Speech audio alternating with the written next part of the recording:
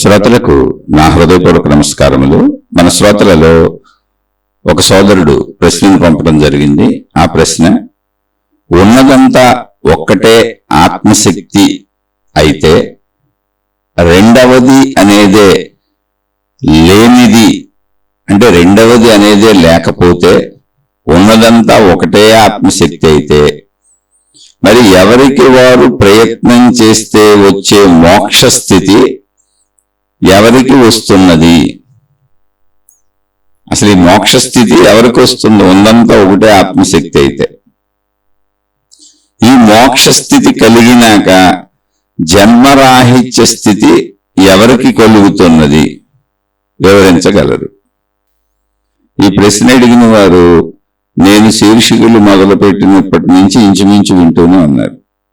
ఇంతకుముందు చాలా ప్రశ్నలు కూడా అడిగారు. ఉన్నదంతా ఒక్కటే అనేటువంటి స్థితి అనుభవము అయితే దాని పేరే మోక్షం. మోక్షం అనేది ఒక స్థితి, నాలో ఉన్న నా స్థితి. దానికి ఉదాహరణగా మనం ఎప్పుడూ చెప్పుకుంటాం అన్ని శీర్షికల్లో, నిద్రాస్థితి. బయట ఎత్తకబాకండి, అసలు బయట గ్రంథాలతో కూడా పని లేదు, బయట గురువులతో పని లేదు, మతాలతో పని లేదు, మనుషులతో పని లేదు. మిమ్మల్ని మీరు చూసుకోండి చాలు, చక్కగా అర్థమవుతుంది. అలా మనకు చెప్పిన మహాత్ములు కూడా అలాగే చెప్పారు.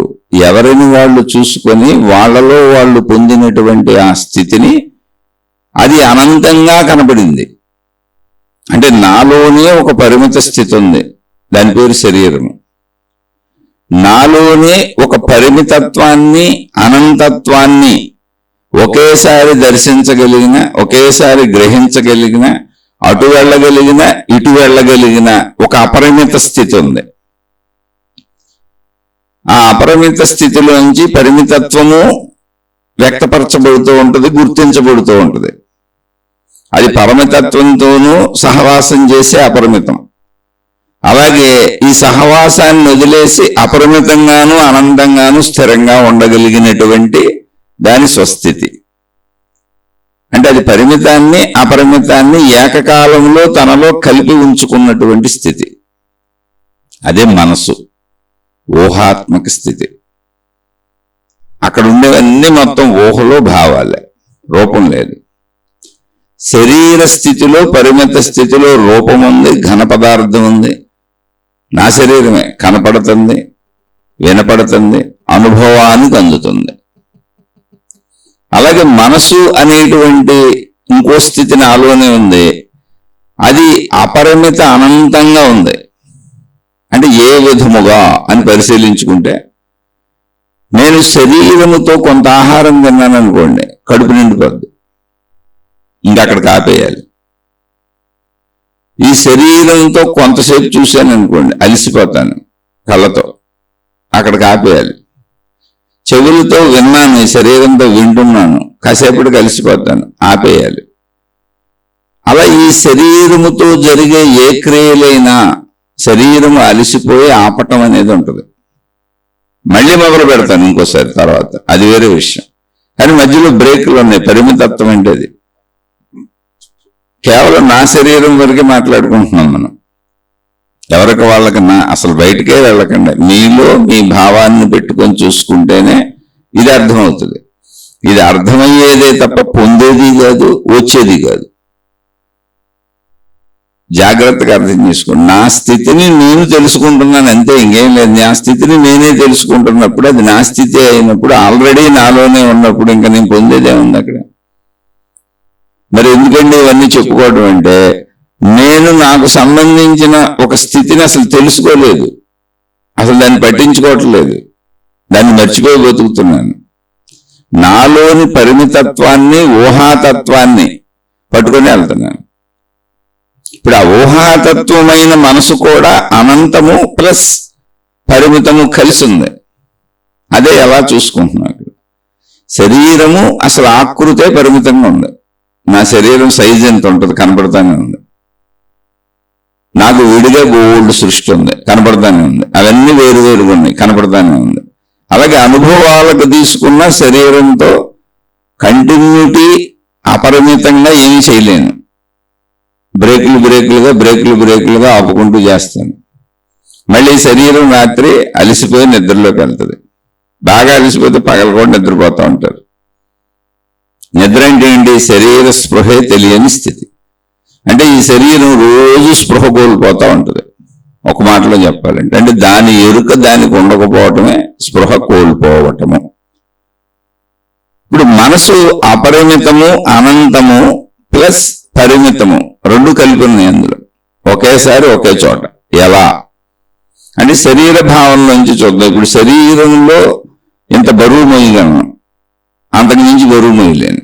ఇంత తినగలను, అంతకు మించి తినలేను. అలా శరీరంతో ఏదైనా పరిమితత్వమే ఉంది. కానీ మనసుకు చూడండి, పుట్టిన దగ్గర నుంచి, అంటే మనకు గుర్తున్న దగ్గర నుంచి శరీరంతో మనం జరుపుతున్న క్రియలన్నీ, మనం పొందిన అనుభవాలన్నీ, మన సుఖ దుఃఖాలన్నీ, మనం చూసిన అంటే దృశ్యములన్నీ, శబ్దములన్నీ, వాసనలన్నీ, మనం విన్న మాటలన్నీ, అన్ని రకాలుగా అన్ని లోపల ఉన్నాయి. మొత్తం మన అనుభవాలన్నీ మనసులో ఉన్నాయి. రైళ్లు ఉన్నాయి, బస్సులు ఉన్నాయి, విమానాలు ఉన్నాయి, ప్రదేశాలు ఉన్నాయి, చెట్లు పుట్లు చేమలు ఉన్నాయి. ఎంత చూసామో అంతా ఉంది, ఎంత విన్నామో అంతా ఉంది, ఎంత అనుభవించామో అంతా ఉంది, ఎంత తిన్నామో అంతా ఉంది, ఎన్ని వాసనలు గ్రహించామో అంతా ఉంది. లోపలే ఉంది, ఎక్కడికి వెళ్ళలేదు, మనసులోనే ఉంది. అది ఉండి మళ్ళీ మనకి గుర్తు కూడా చేస్తుంది. అంటే ఇప్పుడు నా భార్య, నా భర్త, నా పిల్లలు, నా ఇల్లు, నాకు సంబంధించిన సమస్తము, అవి నాకు సంబంధించినవే గాక నేను గ్రహించిన సమస్తము మొత్తం మనసులో, నా మనసులో, నాలోనే ఉన్నాయి. కానీ ఆ మనసుకు బరువు అనేది లేదు, అలసట అనేది లేదు, ఇంకా వెయ్యొద్దు అనేది లేదు, పట్టవనేది లేదు. ప్లస్ ఇప్పుడున్నవి కూడా అసలు ఎక్కడా బరువుగా అనిపించట్లేదు. కనీసం అవి ధూళి కణమంత స్పర్శ కూడా లేదు. అంటే మనం ఎన్ని విషయాలు వేసినా ఆ మనసు శక్తి ఎలాంటిది అంటే, మనం ఎన్ని లోపల వేస్తున్నా ధూళి కన్నంత వాల్యూ కూడా చేయట్లేదు, అంత బరువు లేదు, అంత స్పేస్ లేదు. అంటే అంత విశాలమైన అనంతత్వం ఆ మనసు. ఎన్ని విషయాలు దానిలో పడినా సరే, రైళ్ళు ఉన్నాయి, బస్సులు ఉన్నాయి, విమానాలే ఉన్నాయి, ప్రదేశాలు ఉన్నాయి. ఎలా నుంచొని అలా చూసామనుకోండి, ఎంత దూరం చూసామో అంత దూరం భూమి మీద ఉన్న ప్రదేశాలన్నీ గుర్తున్నాయి. ఇళ్ళు ఉన్నాయి, కానీ మనసుకు బరువు లేదు. ఎంతో మంది మనుషులు ఉన్నారు, అన్ని విషయాలు అందులో గుర్తున్నాయి. మళ్ళీ తిరిగి మనకి గుర్తు కూడా చేస్తుంది, నాలో ఉన్న ఈగో అని. అవే ఆలోచనలు. కానీ ప్రతి ఆలోచన, ప్రతి విషయము మనసులో ఎలా ఉంది? పరిమితంగా ఉంది. రైలు అనేది దాని సైజులో, దాని రూపంలో పరిమితంగా ఉంది. బస్సు అనేది దాని సైజులో, దాని రూపంలో పరిమితంగా ఉంది.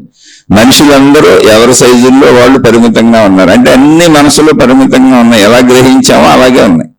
అన్ని పరిమితాలుగా గ్రహించబడినాయి, పరిమితాలుగానే లోపల ఉన్నాయి. అవి అనుభవాలు కావచ్చు, దృశ్యాలు కావచ్చు, శబ్దాలు కావచ్చు, స్పర్శలు కావచ్చు, వాసనలు కావచ్చు, ఏదైనా కావచ్చు, ప్రదేశాలు కావచ్చు. అదే శరీరానికి వచ్చేటప్పటికి అసలు ఇన్నింటిని శరీరం తట్టుకోలేదు. ఇప్పుడు అన్ని మొయ్యాలనుకోండి, చచ్చూరుకుంటాం. కానీ మనసుకు వచ్చేటప్పటికి అసలు ఆ మోత మనసులో మోసినట్టే లేదు. అంటే మనిషి మీద కనీసం దోమ వాలితే స్పర్శ తెలుస్తుంది, మనసుగా అంత కూడా లేదు.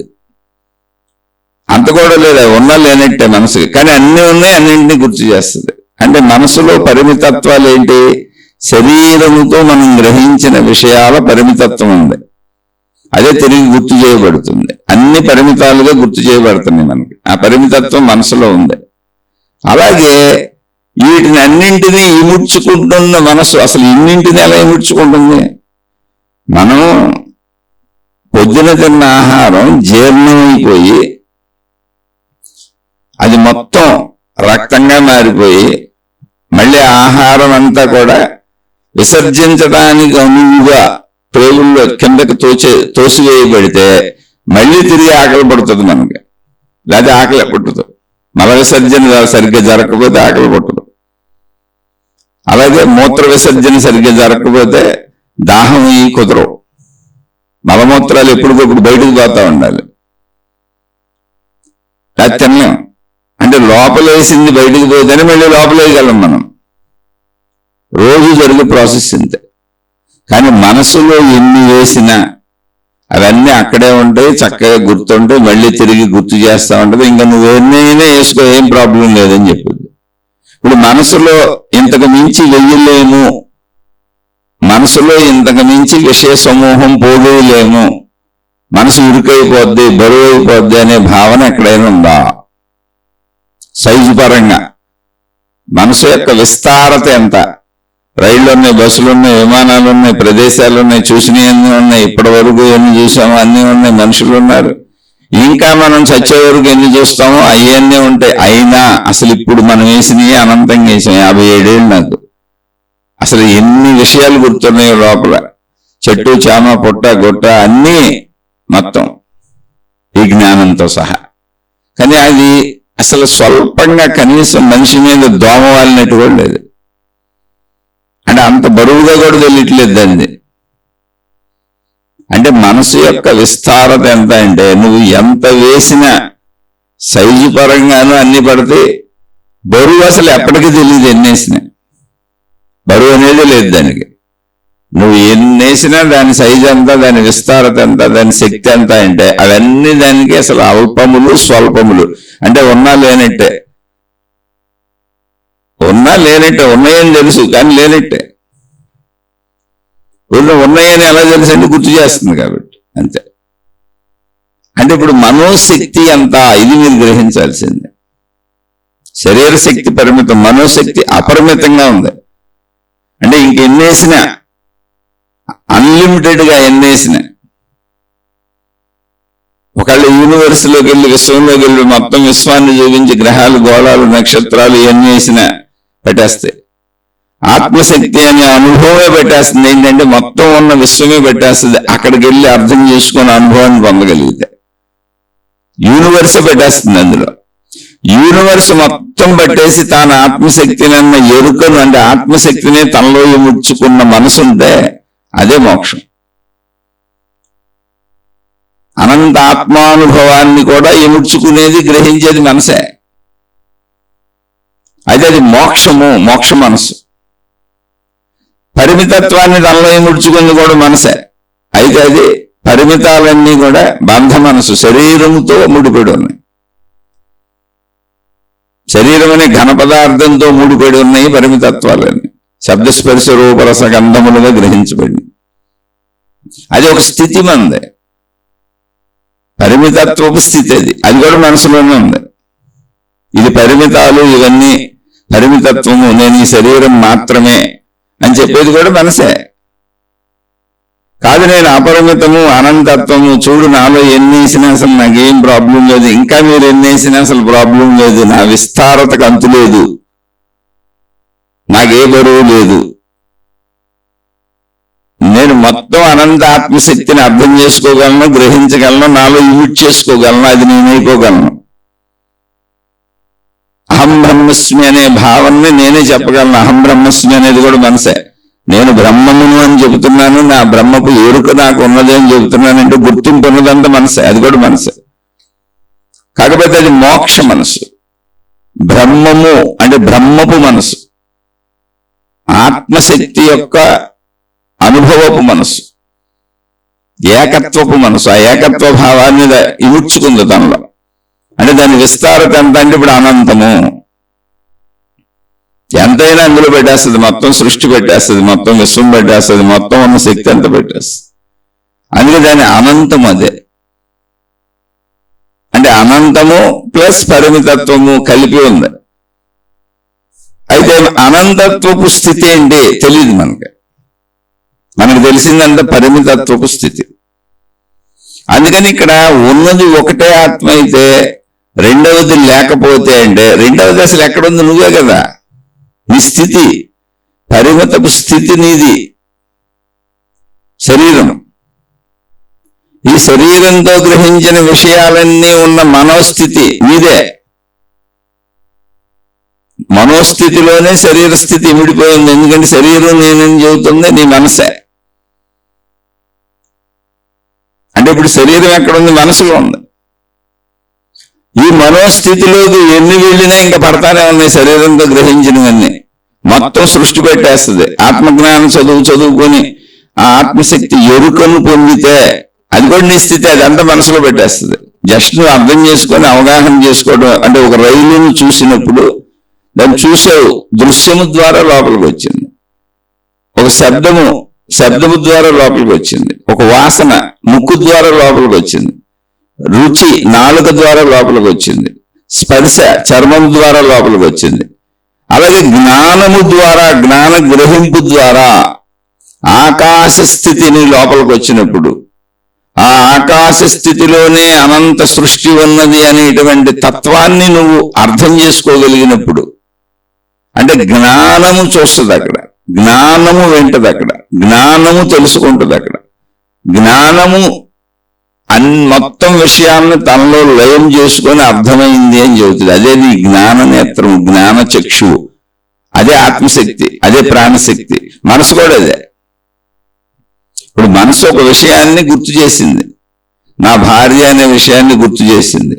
నా భార్య రూపం కనపడింది, అది మనోనేత్రములకు కనపడింది. ఎదురుగా భార్య లేదు, నా బిడ్డ కనపడుతున్నాడు, మనోనేత్రములకు.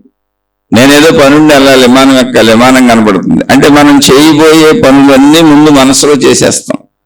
మనసులో దర్శనీయమైపోతాయి. అంటే మనసులో దృశ్యాలు కనపడతాయి, శబ్దాలు కనపడతాయి, వాసనలు కనపడతాయి, వాసనలు తెలుస్తాయి. మొత్తం పంచేంద్రియముల ద్వారా మనం గ్రహించిన అనుభూతులన్నీ మనసులో రిపీట్ అవుతానే ఉంటాయి. ముందు మనసు ఆ కార్యాలు చేస్తానే ఉంటుంది, చూస్తానే ఉంటుంది, అనుభవిస్తానే ఉంటుంది. అంటే మనోనేత్రము అంటే పరిమితము వైపు వచ్చినప్పుడు దాని పేరు మనోనేత్రము. మనోనేత్రమునికి దృశ్యం కనపడుతుంది. అలాగే చెవి, మనో వినికిడికి శబ్దాలు లోపల వినపడుతున్నాయి, అందుకే శబ్దాలు గుర్తించగలుగుతున్నాం మళ్ళీ బయట. మనోనేత్రములు కనపడిన దృశ్యాలన్నీ బయట మళ్ళీ మనం ఎందుకు గుర్తించగలుగుతున్నాం? ఆలోచన రూపంలో వస్తే ఇది నా శరీరం, మన శరీరాన్ని కూడా మనోనేత్రంతోనే గుర్తించుకుంటున్నాం. మనోనేత్రంలో అది చూసినప్పుడే బాహ్యనేత్రంతో అవునని పలుకుతున్నాం. మనోనేత్రంతో అది విన్నప్పుడే బాహ్యనేత్రంతో అవునని చెబుతున్నాం శబ్దం. మనోనేత్రంతో వాసన అది చూసినప్పుడే బయట వాసన ముక్కుతో మనం అవునని చెబుతున్నాం, ముక్కుతో చూసి. మనోనేత్రంతో అది రుచి లోపల తెలుసుకొని చెప్పినప్పుడే బయట రుచిని మనం గుర్తుపెట్టి అవునంటున్నాం.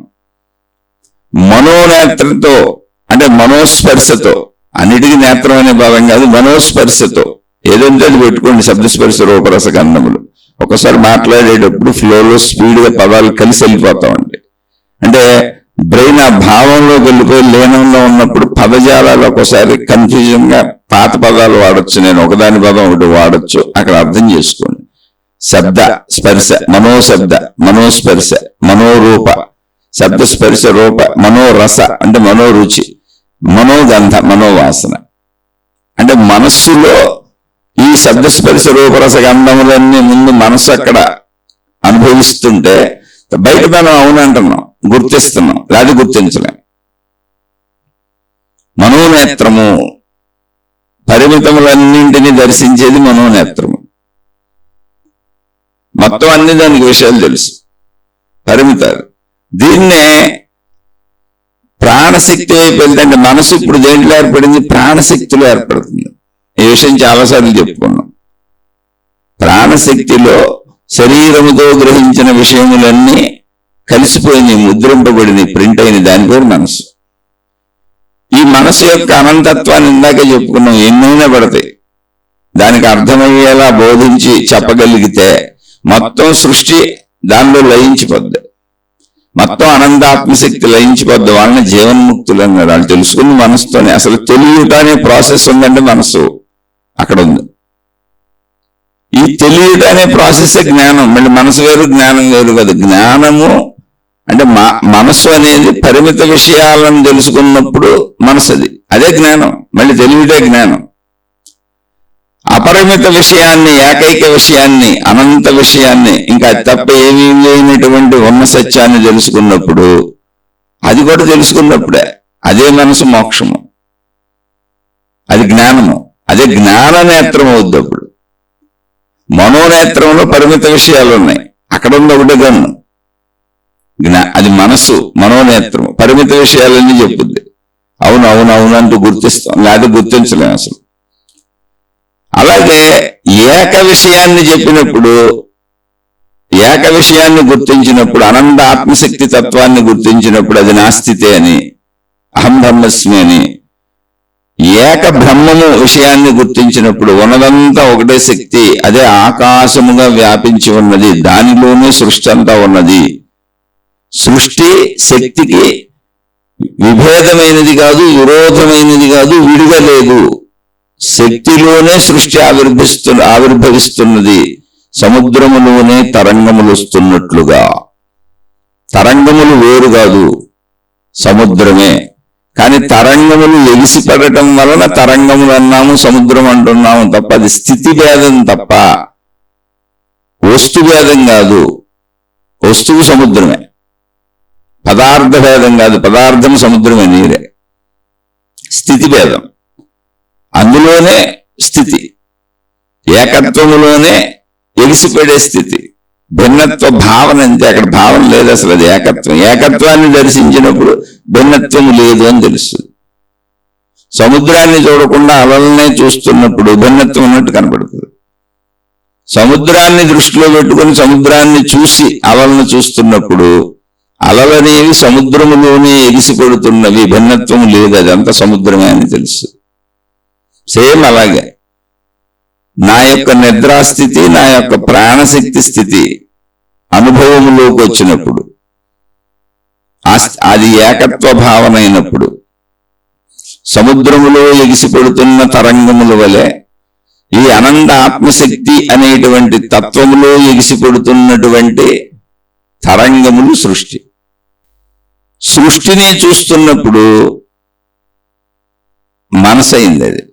సృష్టినే చూస్తున్నప్పుడు, సృష్టినే గుర్తిస్తున్నప్పుడు, అంటే తరంగములోనే గుర్తిస్తున్నప్పుడు, సముద్రాన్ని గుర్తించనప్పుడు. అలాగే సృష్టినే గుర్తిస్తున్నప్పుడు, సృష్టిలోని విషయాలనే గుర్తిస్తున్నప్పుడు అవన్నీ విభిన్నంగా వేరువేరుగా ఉన్నట్లుగా కనపడుతుంది. అది అబద్ధమేం కాదు, నిజమే. అదంతా నిజమే. అప్పుడు దాని పేరు మనసు. శరీరంతో మనం సృష్టిగా జీవిస్తున్నాం, ఇది కూడా నిజమే. ఈ జీవితం నిజమే, మరణం వరకు ఇదంతా నిజమే. జననం వచ్చేసింది కాబట్టి మరణం వరకు ఇదంతా నిజమే. ఈ నిజాన్ని కాదనడానికి దీని పరంగా అలాగే జీవించాలి. కానీ సముద్రాన్ని చూస్తే తరంగములు సముద్రములోనే ఉన్నాయి, కెరటములు సముద్రములోనే ఉన్నాయి అని ఎలా అనిపిస్తుందో, విభిన్నత లేదు అని ఎలా అనిపిస్తుందో, అలాగే నా యొక్క ప్రాణశక్తి అనంత ఆత్మశక్తి అనే అనుభవం అయితే, దానికి మళ్ళీ ఉదాహరణ ఇక్కడే చెప్పుకున్నాం. మనసే అనంతముగా ఉన్నది. మరి మనసు అని ఎందుకన్నాం అంటే, విషయాలను విడివిడిగా గ్రహించి విడివిడిగా ఉంచుకొని విడివిడిగా తెలియజేస్తుంది ఆలోచన రూపంలో, అంతే. ప్రతి ఆలోచన విడివిడిగా ఉంటుంది, విడివిడి విషయాలతో వేరువేరుగా ఉంటుంది. వేరు భావన కలిగి ఉంది అక్కడ. వేరు భావన కలిగి ఉన్నప్పుడు అది మనస్సు, అది గ్రహించి మనకు చెప్పేంత మనోనేత్రము. శబ్దస్పర్శ రూప రసగంధములకు మను అని పెట్టుకోండి అంతే. మనోశబ్దములు, మనోస్పర్శలు, మనోరూపములు, మనోరసములు అంటే రుచులు, మనోగంధములు అంటే వాసనలు. ఇవి లోపల మనస్సు గుర్తిస్తేనే బయట మనం అవునని గుర్తించి వాటిని ఆచరించి చేయగలుగుతాం, లేకపోతే చేయలేం. అసలు నేను ఈ శరీరం అని చెప్పేది కూడా మనసే, లేకపోతే శరీరం అంటే మనకు ఉనికే తెలియదు. దీనికి ఆధారత నిద్రాస్థితి. కాబట్టి ఇక్కడ మనస్సుని శరీరపరంగా చూసినప్పుడు విషయం తెలుస్తుంది, శరీరంతో కలుపుకొని పరిశీలించకుండా వెళ్ళిపోతున్నప్పుడు అంతా శరీర భావనే బలపడుతుంది. కానీ మనసును పరిశీలిస్తే శరీరముతో నేను ఎన్ని లోపల వేసినా పరిమిత శరీరం ఇంతకు మించి ఏది చేయలేదు, అంత పరిమితంగానే చేయగలదు. కానీ మనసు అపరిమితంగా అనంతంగా ఎటువంటి అలసట లేకుండా అది అన్ని చేసేస్తుంది, అన్నిటిని పోగేసుకుంటుంది, అన్నిటినీ లోపల దాచుకుంటుంది, మళ్ళీ తిరిగి గుర్తు చేస్తుంది. అపరిమితంగా అనంతంగా మనసే కనపడుతుంది నాకు, నా మనసే. కానీ శరీరము సహకరించకపోవడం వల్ల మనసు కూడా అప్పుడప్పుడు ఆగిపోతుంది. శరీరం అలసిపోయి సహకరించినప్పుడు మనసు కూడా ఆగిపోతుంది. ఆగిపోయి మనసు కూడా నిద్రాస్థితిలోకి వెళ్ళిపోతుంది. అంటే తన ఒరిజినల్ స్థితి ఏంటి? మనసు ఎక్కడ ఏర్పడింది? మన ప్రాణశక్తిలో ఏర్పడింది. కనుక అది ప్రాణశక్తిగా ఉండిపోతుంది. మనసుగా ఎగిసిపడకుండా, ఆలోచనలుగా ఎగిసిపడకుండా, భావాలుగా ఎగిసిపడకుండా. శరీరం నిద్రపోయింది కాబట్టి ఇప్పుడు ఆలోచనలుగా ఎగిసిపడటం, భావాలుగా ఎగిసిపడటం, ఈ గుర్తు చేయటం దానికి అవసరం లేదు కాబట్టి ఎందుకు నేను కూడా ఆగిపోదాం, అది మనకేం సహకరించట్లేదు ఆ మనసు, ఆ శరీరం అని మనసు కూడా తనలో తాను అణిగిపోతుంది. అప్పుడు అది ప్రాణశక్తి రూపంలో ఉంది. ఎందుకంటే దాని ఒరిజినల్ రూపం ప్రాణశక్తి. అది ఎవరిది? నాదే. శరీరము నేనే, మనసు నేనే, ప్రాణశక్తి నేనే. ప్రాణశక్తే మనసుగా ఉంది. ప్రాణశక్తిలోనే నేను ఒక ప్రాణశక్తి యొక్క ఒక పనితీరుని మనసు అని పిలుస్తున్నాను, శరీరం వైపు పనితీరుని. అదే ప్రాణశక్తి తనను తాను ప్రాణశక్తి అని తెలుసుకుంటే, అహం బ్రహ్మస్మి అని తెలుసుకుంటే, ఆత్మా బ్రహ్మ అని తెలుసుకుంటే, దాన్నే నేను మోక్షం అంటున్నాను, దాన్నే నేను ఆత్మ అంటున్నాను, ప్రాణశక్తినే ప్రాణశక్తి అంటున్నాను, లేదా ఆత్మ అంటున్నాను, బ్రహ్మ అంటున్నాను. కానీ మనసు అని అన్నప్పుడు అంటే మనసు తన స్వస్థితిని, తన ఒరిజినల్ స్థితిని, అంటే తన ప్రాణశక్తి అనే స్థితిని అది గ్రహించినప్పుడు, అంటే గ్రహించినప్పుడు అంటే మరి మనం వెళ్ళి పరిశీలించుకొని దాన్ని తెలుసుకోవాలిగా, మనమే ప్రయత్నించాలి. ఎందుకని అది నేనే కాబట్టి. అప్పుడు దాన్ని ప్రాణశక్తి అన్నాం. ఆ ప్రాణశక్తి అనుభవం కలిగినప్పుడు సృష్టి అంతా ఉన్నది ఆ ప్రాణశక్తేను. అందుకని దానికి ఆత్మశక్తి అని పేరు పెట్టాము, బ్రహ్మము అని పేరు పెట్టాము అన్నాడు. కాబట్టి ఉన్నదంతా ఆత్మశక్తే అంటే నేనే అయినప్పుడు రెండవది లేదు కదా, మరి మోక్షం ఎవరికి వస్తుంది అన్నారు. అసలు మోక్షం వస్తానికి వచ్చేది కాదు, పొందేది కాదని చాలాసార్లు చెప్పాను, ప్రతి శీర్షికలో చెబుతున్నాను. కానీ భాషా పదాలు వాడేటప్పుడు శరీర భావనలో ఉన్నటువంటి మనిషికి, నేను ప్రాణశక్తిని అనే ఎరుకలేని మనిషికి, మోక్షము అనే ఒక స్థితి ఉందనేటువంటి అనుభవం లేని మనిషికి శరీర భావన నుంచి చెప్పబడుతున్నది. గ్రంథాలన్నీ అలాగే రచించబడినాయి, ఆత్మజ్ఞాన గ్రంథాలన్నీ. బోధలన్నీ ఎవరికి చేయబడుతున్నాయంటే తెలియని వాడికి. తెలియని వాడికి ఎక్కడి నుంచి చెప్పాలి? వారి స్థితి నుంచి చెప్పాలి. అందుకని మోక్షము పొందేది అన్నట్లుగా చెప్పబడుతున్నది. ఎందుకని? శరీరముతో అన్ని పొందుతాడు కనుక, పొందడానికి ప్రయత్నిస్తాడు కనుక, శరీరంతో అన్ని అనుభవిస్తాడు కనుక, అనుభవాలకు ప్రయత్నిస్తాడు కనుక మోక్షము కూడా అనుభవంగా చెప్పబడింది. కానీ అది అనుభవమే కాదు, అభావ స్థితి. అందులో అసలు భావమే ఉండదు. కానీ ఎలా చెప్పాలి? అనుభవాలు అలవాటైన వాడికి ఎలా చెప్పాలి? అనుభవమే అని చెప్పాలి. మౌనానుభవం, మౌనము అనే అనుభవం. మౌనం అనే దాంట్లో అనుభవం ఉంటుంది. అసలు మాటల్లో అర్థాలు ఉంటాయి, అర్థమవుతూ ఉంటుంది, అనుభవం అవుతూ ఉంటుంది. కానీ మౌనము కూడా అనుభవమే అని చెప్పాలి. ఎందుకని అంటే నీకు అనుభవాలు అలవాటు కనుక. అనుభవాలు లేకపోతే నువ్వు గ్రహించలేవు కనుక. నిశ్చలానుభవం, ప్రశాంతత అనుభవం, నిర్మలానుభవం, ఏకత్వానుభవం, సమత్వానుభవం, అనంతానుభవం. అలా నువ్వు అన్ని పరిమితాల అనుభవంగా తెచ్చుకుంటున్నావు కనుక అనుభవం అనే భాష నీకు అలవాటు కనుక నీ భాషలోనే నీకు చెప్పాలి. పొందటం అనేది నీకు అలవాటు కనుక, పొంది అనుభవించడం అనేది నీకు అలవాటు కనుక, పొంది అనుభవించడానికి ప్రయత్నం చేయటం అనేది నీకు అలవాటు కనుక అన్నీ అలాగే చెప్పాల్సి వచ్చింది. ప్రయత్నం పేరు సాధన. కానీ సాధన ఏం లేదు అక్కడ, నిన్ను తెలుసుకోవటమే. శరీర మనోస్థితులను వదిలి మెదలకుండా కూర్చుంటానికి సాధన ఎవరన్నారు? సాధన అంటే ఏదన్నా ప్రయత్నించటం. కానీ దీన్ని సాధననే చెప్పుకుంటాం. ఎందుకంటే నువ్వు ప్రయత్నించడం సహజమైపోయింది, నీకు పొందటం సహజమైపోయింది, అనుభవించటం సహజమైపోయింది. రోజు నువ్వు జీవించే విధానం ఇంతే. పొంది అనుభవిస్తే, నువ్వు అనుకున్నది పొంది అనుభవిస్తే సుఖం అంటావు. నీకు వ్యతిరేకమైంది పొంది అనుభవించిన దుఃఖం అంటావు. నీకు ఇష్టం లేనిది దుఃఖం అంటావు. ఇప్పుడు బాధ ఓ ముళ్ళు గుచ్చుకుంది, అది కూడా అనుభవమే. ముళ్ళు మీద కాలేసాం, పొందటమే. ముళ్ళుని తొక్కాం, పొందటమే. ముళ్ళుని పొందింది కాదు, అప్పుడు నొప్పి అనే బాధ వచ్చింది, అది నాకు వద్దంటాం. అలా సుఖ దుఃఖములు అనుభవాలుగా మనమే తీసుకుంటున్నాం. ఇలా అనుభవాలు అలవాటు, ప్రయత్నించటం, పొందటం, అనుభవించటం. ఈ భాషలోనే చెప్పాలి మళ్ళీ. కానీ ఇక్కడ ఒరిజినల్ గా ఏమీ చేయకుండా ఉండమే ప్రయత్నించటం. ఇప్పుడు నిద్రాస్థితి ఏంటి చెప్పండి, సింపుల్ గా పోల్చుకోండి. నిద్రాస్థితిలో ప్రయత్నం ఉందా? ప్రయత్నం లేదా? నిద్రాస్థితిలో జరిగింది ఏంటి? శరీర స్థితిలో ఎప్పుడు ప్రయత్నం ఉంది. శరీర స్థితిలో ఎప్పుడు ప్రయత్నమే ఉంది. అసలు అన్నింటికి ప్రయత్నించారు. ఆకలికి మలమూత్ర విసర్జనలు, గాలి పీల్చుకుంటున్నానని గుర్తు చేస్తే శరీర స్థితిలో గాలి పీల్చుకోవడం కూడా ప్రయత్నంగానే కనపడుతుంది. మొత్తం అన్ని ప్రయత్నాలే శరీర స్థితిలో. అంటే శరీరము ప్రయత్న శరీరము, కర్మ శరీరము, కదలికలు కలిగి ఉంటుంది, పరిమితత్వంతో ఉంది. మనసులో సంబంధిత భావాలు ఉన్నాయి. ఎందుకంటే శరీరం అంతా నడవాలి కాబట్టి ఇక్కడ 100 ఏళ్ళు దానికి అన్ని గుర్తుండి మళ్ళీ మిగిలిన చర్యలన్నీ గుర్తుపెట్టుకు చేస్తూ ఉండాలి కాబట్టి ఆ అమరిక ఏర్పడింది మనసులో. అందుకని ఆ పరిమితత్వాల అమరిక ఉన్న ప్రాణశక్తిని మనసుని పిలిచామంతే. ఇప్పుడు అదే మనసు ఈ విషయాలను వదిలేసి తన స్వస్వరూపం ఏంటని ట్రై చేసింది అనుకోండి, తెలుసుకోవడానికి ప్రాణశక్తి ఉంది అక్కడ. అందుకే నిద్రాస్థితి సహజంగా నిద్రలోకి వెళ్ళిపోతాం. ప్రయత్నించాం, ఏం ప్రయత్నించాం? శరీరం ప్రయత్నించింది, మంచం దాకా వెళ్ళి పడుకుంది. శరీరం ప్రయత్నిస్తుంది, మంచం మీదకి ఎక్కి పడుకుంది. ప్రయత్నం ఎప్పుడు శరీరమే చేస్తుంది. మనసు మాత్రం పరుగులు పెడతానే ఉంది. దాన్ని ఆపడానికి ప్రయత్నం మనం చేయలేము, అసలు రాదు మనకి. దానికోసమే ధ్యానం అని, తపస్సు అని అనేక సాధనలు ప్రశాంతంగా మనసుని ఆపడానికి చేసే శరీర సహకారాన్ని తీసేస్తున్నాం. అక్కడ కూడా మనసును ఆపలేం. ఇప్పుడు ధ్యానంలో, తపస్సులో మనసును ఆపలేము. శరీరం దానికి సహకరించకుండా తీసేస్తున్నాం, శరీరాన్ని కూర్చోబెట్టేస్తున్నాం. నేను నీతో కలిసి నడవను, తిరగను, ప్రయత్నించను, ఇది ధ్యానం. దానంతటా జాగాలందే.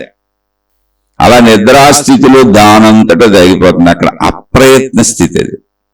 నేను నిద్రపోతున్నానని నాకు తెలియదు, నిద్రపోబోతున్నాను, నిద్రలోకి జారుకుంటున్నాను, ఇదిగో ఇప్పుడు నిద్ర వచ్చేసింది, అలా మనకు తెలియదు. ఏదైనా ఊరు వెళ్ళాలనుకోండి, ఇదిగో నేను బస్ స్టాండ్కి వెళుతున్నాను, బయలుదేరాం, వెళుతూ ఉన్నాను, మార్గ మధ్యంలో ఉన్నాం. అదే ఆటోకి వెళుతున్నాను, వాహనం మీద వెళ్ళాను, బస్ స్టాండ్ కాడ దిగాను, నేను దిగాను, ఇదిగో మళ్ళీ బస్సు ఎక్కాను, ఈ బస్సు ఎక్కి ఆ ఊరు వెళుతూ ఉన్నాను. ఇదంతా శరీరానికి అనుభవం, ప్రయత్నం, కదలిక అన్నీ ఉన్నాయి. కానీ ఆ నిద్రలోకి వెళ్ళినప్పుడు అలాంటిది ఏం లేదు. ఇంకా నిద్రాస్థితి, ఇక నా గురించి తెలియదు, అసలు నేను లేను, సృష్టి లేదు. అంటే ఏంటది? అక్కడ ప్రయత్నం ఉందా? ప్రయత్న స్థితులన్నీ ఎగిరిపోయినటువంటి ఒక స్థితి నీలోనే ఉంది. ఇంకా అక్కడ కర్మ లేదు. కర్మ అంటే క్రియ, పని లేదు.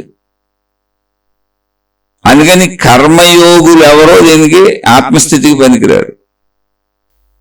కర్మయోగులు అంటే ఏం లేదు, విపరీతమైన పనులు చేసుకుంటూ వెళ్ళిపోయేవాళ్ళు. చెడులో కానీ, మంచిలో కానీ, దైవంలో కానీ, మతాల్లో కానీ. మత ప్రచారాలన్నీ కర్మయోగం అని చెబుతారు.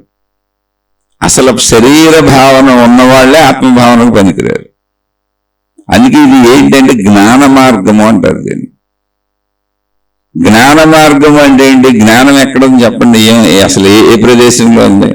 ఎక్కడుంది? ఏమీ లేదు, మనలో ఉందని తెలుసు. అంతే, మనలో ఉందని తెలిసి ఏంటి? ఆ తెలుసు అన్న భావనే జ్ఞానం. నాకు తెలుస్తున్నది, నాకు అర్థమవుతున్నది, నేను గ్రహిస్తున్నాను అన్న భావనే జ్ఞానం. అది జ్ఞానం చేస్తున్న పని. జ్ఞానానికి రూపం లేదు. అందుకే ప్రాణశక్తే జ్ఞాన స్వరూపము, ఆత్మశక్తే జ్ఞానం అని చెప్పారు. అదే సత్యం అని చెప్పారు. సత్యం, జ్ఞానం, అనంతం బ్రహ్మ.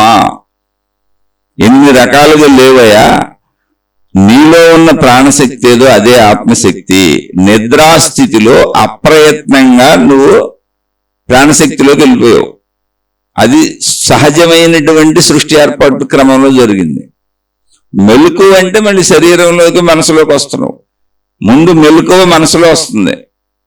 మెలకువ అంటే మనసు మేలుకుంది. అంటే ప్రాణశక్తిలోంచి తరంగములు ఎగిసిపెడుతున్నాయి, సముద్రంలో తరంగములు ఎగిసిపడినట్టు.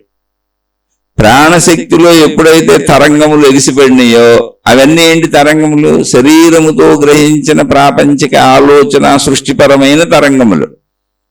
అన్ని పరిమితాలుగా ఉంటాయి. వాటిని మనిషిలో ఎగిసిపడినప్పుడు ఆలోచనలు అన్నాం, భావాలు అన్నాం, జ్ఞాపకాలు అన్నాం, గుర్తులు అన్నాం. అవన్నీ ఎగిసిపెడుతున్నప్పుడు మనసు మేలుకున్నది. మనసు మేలుకోగానే దానికి ఏం కావాలి? ఇప్పుడు అనుభవించడానికి, ప్రయత్నించడానికి, పొందడానికి శరీరం కావాలి. కనుక శరీరమును ఆవరించింది.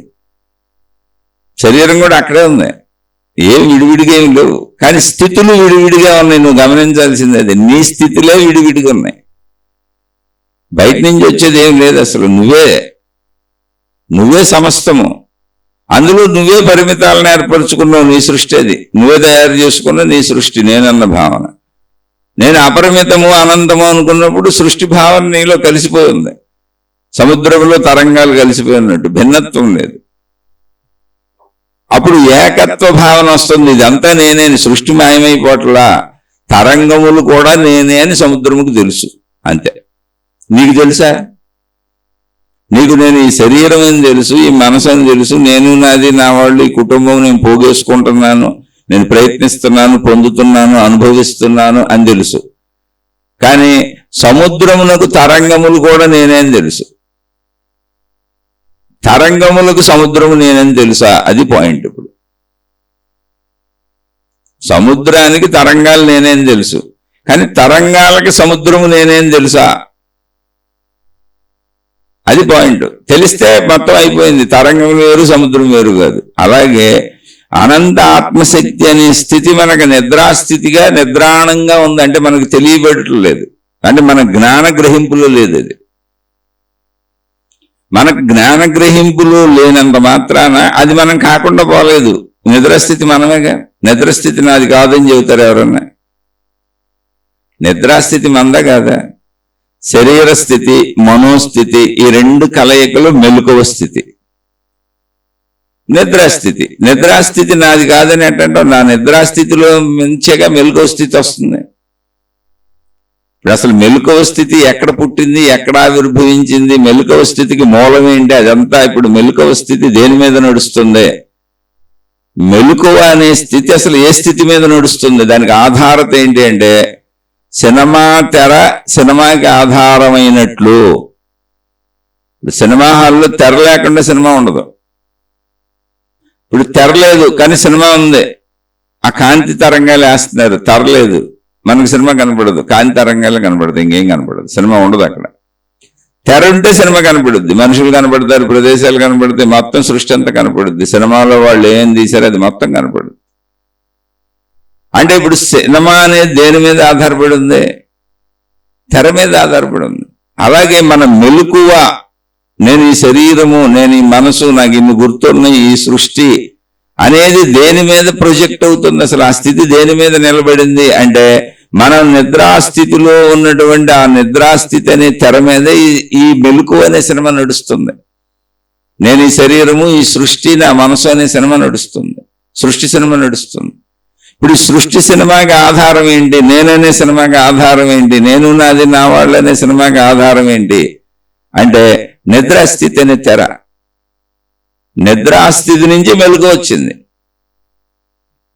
అంటే నిద్రాస్థితి మీద ఫోకస్ అయింది సినిమా. అదే దాని పేరు మెలకువ అని పిలుస్తున్నాం. సినిమా స్టార్ట్ అయింది. సినిమా స్టార్ట్ అయితే ఏముంది? ఇప్పుడు సృష్టి అంతా ఉంది. ఆ సృష్టిలో నేనున్నా, నాకు సంబంధించిన అన్నీ ఉన్నాయి. ఇక మళ్ళీ ప్రయత్నము, పొందటము, అనుభవము, వాటి కోసం తిరుగుతున్నా. సుఖం అంట, దుఃఖం అంట, ఏడుస్తూ ఉంటా. అంతే. ఈ సినిమా అంతా ఏం లేదు, సుఖ దుఃఖాల ఆట. మొత్తం సినిమా ఏంటి? సుఖము, దుఃఖము. దాంట్లో ఉండేది ఏంటి? ప్రయత్నము, పొందుట, అనుభవము. అది సుఖం కావచ్చు, దుఃఖం కావచ్చు. అనుభవంతో పూర్తయిపోద్ది. అక్కడ అనుభవం ఏమైంది? జ్ఞానము. ఇది ఇలా ఉన్నదనే జ్ఞానం. ఏ జ్ఞానము? సృష్టి జ్ఞానం, శరీర జ్ఞానం. మళ్ళీ ఈ సినిమా అంతా రాత్రికి నిద్రాస్థితిలోకి వెళ్ళిపోద్ది. నిద్రాస్థితి అంటే ఏంటి? సినిమా ఆగిపోయింది, తెర మిగిలిపోయింది. తెర మిగిలిపోయినప్పుడు మనం ఏమీ లేదని, సినిమా హాల్లో సినిమా అయిపోగానే ఏమీ లేదని ఇంటికి వచ్చేస్తాం. అక్కడ తెర ఉందని దాన్ని చూద్దామని మనం అనుకోంగా మనం సినిమా చూద్దాం అనుకుంటాం. అలాగే మన జీవితంలో ప్రయత్నిద్దాం, పొందుదాం, అనుభవిద్దాం అని అనుకుంటున్నాం. కానీ వీటన్నింటికి మూలమైన స్థితి ఏంటి? అసలు మెలకువ స్థితి ఎక్కడి నుంచి వస్తుంది? నిద్రాస్థితిలోంచి వస్తుంది. అసలు నిద్రాస్థితి ఏంటి అని పరిశీలిద్దామని మనం అనుకోవట్లా. మెలకువ అనగానే పట్టుకొని సినిమా అయిపోగానే ఇంకా బయట తిరిగి ఇంటికి వెళ్ళిపోతాడు. తెరను చూడ్డు. మళ్ళీ సినిమా చూద్దామని వస్తాడు. అప్పుడు తెరను చూడ్డు. సినిమా అయిపోతే తెరను చూడ్డు, కబుర్లు చెప్పుకుంటూ కూర్చుంటారు. సినిమా మొదలైతే సినిమాని చూస్తాడు. అలాగే మనం ఎప్పుడు మెలకువ అనే సినిమాని చూస్తున్నాం. కానీ మెలకువ ఎక్కడొచ్చింది? నిద్రాస్థితి అనే తెర మీద ప్రొజెక్ట్ అయింది సృష్టి అంతా, నేను అన్నదంతా. మనం దాన్ని బట్టి వెళ్ళిపోతున్నాం, సినిమా చూసుకుంటున్నాం, నేననే సినిమా చూసుకుంటున్నాం సృష్టిలో. మన సినిమా మనమే తీసుకుంటాం. ఆ సినిమాలో అన్నీ మళ్ళీ ప్రయత్నము, పొందుట, అనుభవించుట. ఈ అనుభవాలు ఏంటి? సుఖదుఖ అనుభవాలు. ఇవన్నీ మనసులో గుర్తున్నాయి, అదే జ్ఞానము. ఈ గుర్తున్నవే జ్ఞానము. అయితే ఇది శరీరపర జ్ఞానము, ప్రాపంచిక జ్ఞానం. నిద్రాస్థితి ఏంటని పరిశీలించామా అసలు ఎప్పుడైనా? అది పాయింట్. ఇక్కడ పరిశీలించాల. ఎందుకని? పరిశీలించేవాడు లేడు అక్కడ. పరిశీలించేవాడు లేడు. నాకే తెలీదు, అసలు సృష్టి లేదు అంటే ప్రతిరోజు నువ్వు నీలోనే లేని ఒక స్థితికి వెళ్ళిపోతున్నావు. నువ్వు లేని స్థితికి వెళ్ళిపోతున్నావు, ప్రపంచం లేని స్థితికి వెళ్ళిపోతున్నావు, సృష్టి లేని స్థితికి వెళ్ళిపోతున్నావు, నేను నాది నా వాళ్ళు అనేది లేని స్థితికి వెళ్ళిపోతున్నావు, సుఖదుఖాలు లేని స్థితికి వెళ్ళిపోతున్నావు, బంధాలు బాంధవ్యాలు లేని స్థితికి వెళ్ళిపోతున్నావు, దుఃఖాలు లేని స్థితికి వెళ్ళిపోతున్నావు, కష్టాలు లేని స్థితికి వెళ్ళిపోతున్నావు, అసలు ఏమీ లేదు అన్న అభావ స్థితికి వెళ్ళిపోతున్నావు. భావం కూడా లేదు, ఏమీ లేదన్న భావం కూడా లేదు, అభావ స్థితికి వెళ్ళిపోతున్నావు. ప్రతిరోజు ఇదేదో అప్పుడప్పుడు అరుదుగా జరిగే ఒక అద్భుత సంఘటన కాదు, ఒక ఏదో 12 ఏళ్లకు పుష్కరాలు వచ్చినట్టు, 50-60 ఏళ్లకు అద్భుతాలు జరిగినట్టు, అలా కాదు. ప్రతిరోజు ఇది నీకు సహజ చర్య. కానీ మరి నువ్వు దాన్ని ఎందుకు పరిశీలించవు? అసలు నీదే కదా అది నీ స్థితే కదా. అంటే ఇప్పుడు అసలు మెలకువ అనే స్థితి ఏంటి? మనసు శరీరముల కలయిక. మొదటి మెలకువ ఏంటి? మనసు. ఆ మనసుకి శరీరం లేకపోతే మనసు ఏం చేయలేదు కదా. కాబట్టి అది శరీరాన్ని లేపింది మళ్ళీ మెలకువ అని. ఇప్పుడు మనోశరీరాలు కలిసి తిరుగుతున్నాయి, ఇదేగా మెలకువ. అప్పుడు కలిసి తిరగటానికి ప్లేస్ కావాలి, అదే ప్రపంచం, సృష్టి. అంటే మెలకువలో ఇదంతా సృష్టించబడింది. నా మనసు ముందు సృష్టించబడింది, నేనందే. ఆ నేనుతో శరీరాన్ని లేపాను, నేనని. అది లేసి అవును నేనందే. ఈ నేనుని పట్టుకొని నాకు, నాది, నా వాళ్ళు అంటూ తిరుగుతున్న సృష్టి మొత్తం. ఎందుకని అక్కడ సృష్టి సృష్టించుకున్నా. ఎందుకని నేను ప్రయత్నించాలి, నేను పొందాలి, నేను అనుభవించాలి. కాబట్టి ఒక సృష్టిని సృష్టించుకున్నా. ఇదంతా రాత్రి వరకు అందులో తిరిగి మళ్ళీ నిద్రపోయా. రోజు ఇదే పని నేను చేసేది. మరి నిద్రపోయినప్పుడు నేను, నాది, నా వాళ్ళు ఏమైంది, సృష్టి ఏమైంది, బంధాలు ఏమైనాయి, బాధలు ఏమైనాయి, మన డబ్బు పిచ్చి, మన కోరికలు పిచ్చి, పిచ్చిలు ఏమైనాయి, మనకు అహంకార పిచ్చి, మనకు సుఖదుఖాలు, ఏడుపులు, ఇవన్నీ ఏమైనాయి? నిద్రలో లేవు. సృష్టి ఏమైంది? లేదు. నీ శరీరం ఏమైంది? లేదు. నీ మనసు ఏమైంది? లేదు. ఏముంది? తెలీదు, ఏమీ లేదు. అసలేమీ లేదు, లేదన్న భావన కూడా లేదు. దీన్ని అర్థం చేసుకోగలిగితే మీ జ్ఞానము సంపూర్ణతను పొందినట్టు. అది జ్ఞానోదయం. లేదన్న స్థితి కూడా లేదన్న దాన్ని అర్థం చేసుకోగలిగితే మళ్ళీ ఇక్కడ ఏమర్థం చేసుకోవాలి? మనసు. ఎందుకని మనం శరీరంతో నేను చెబుతున్నా, మీరు శరీరంతో వింటున్నారు. శరీరంతో జరిగాయన్నీ మనసులోకి వెళ్తాయి. నేను శరీరంతో చెబుతున్నా, మీరు శరీరంతో వింటున్నారు. అర్థమవుతుంది దేనికి? మనసుకి. గ్రహించటం, అర్థమైంది అనేది మనసు, అర్థం కాలేదు అనేది మనసు, గ్రహించాననేది మనసు, గ్రహించలేకపోయాననేది మనసు. ఏది చెప్పినది మనసే. తెలుస్తున్నదన్న భావనే మనసు. ఇప్పుడు ఆ మనసుకి ఏం అర్థం అవ్వాలి అంటే నిద్రాస్థితి కూడా నాదే అని అర్థం అవ్వాలి. అసలు నా మెలకువ అనే సినిమా, నేను, నాది, నా వాళ్ళు అనే సినిమా, సృష్టి సినిమా మొత్తం నిద్రాస్థితి అనే తెర మీద నడుస్తున్నది అని అర్థం అవ్వాలి.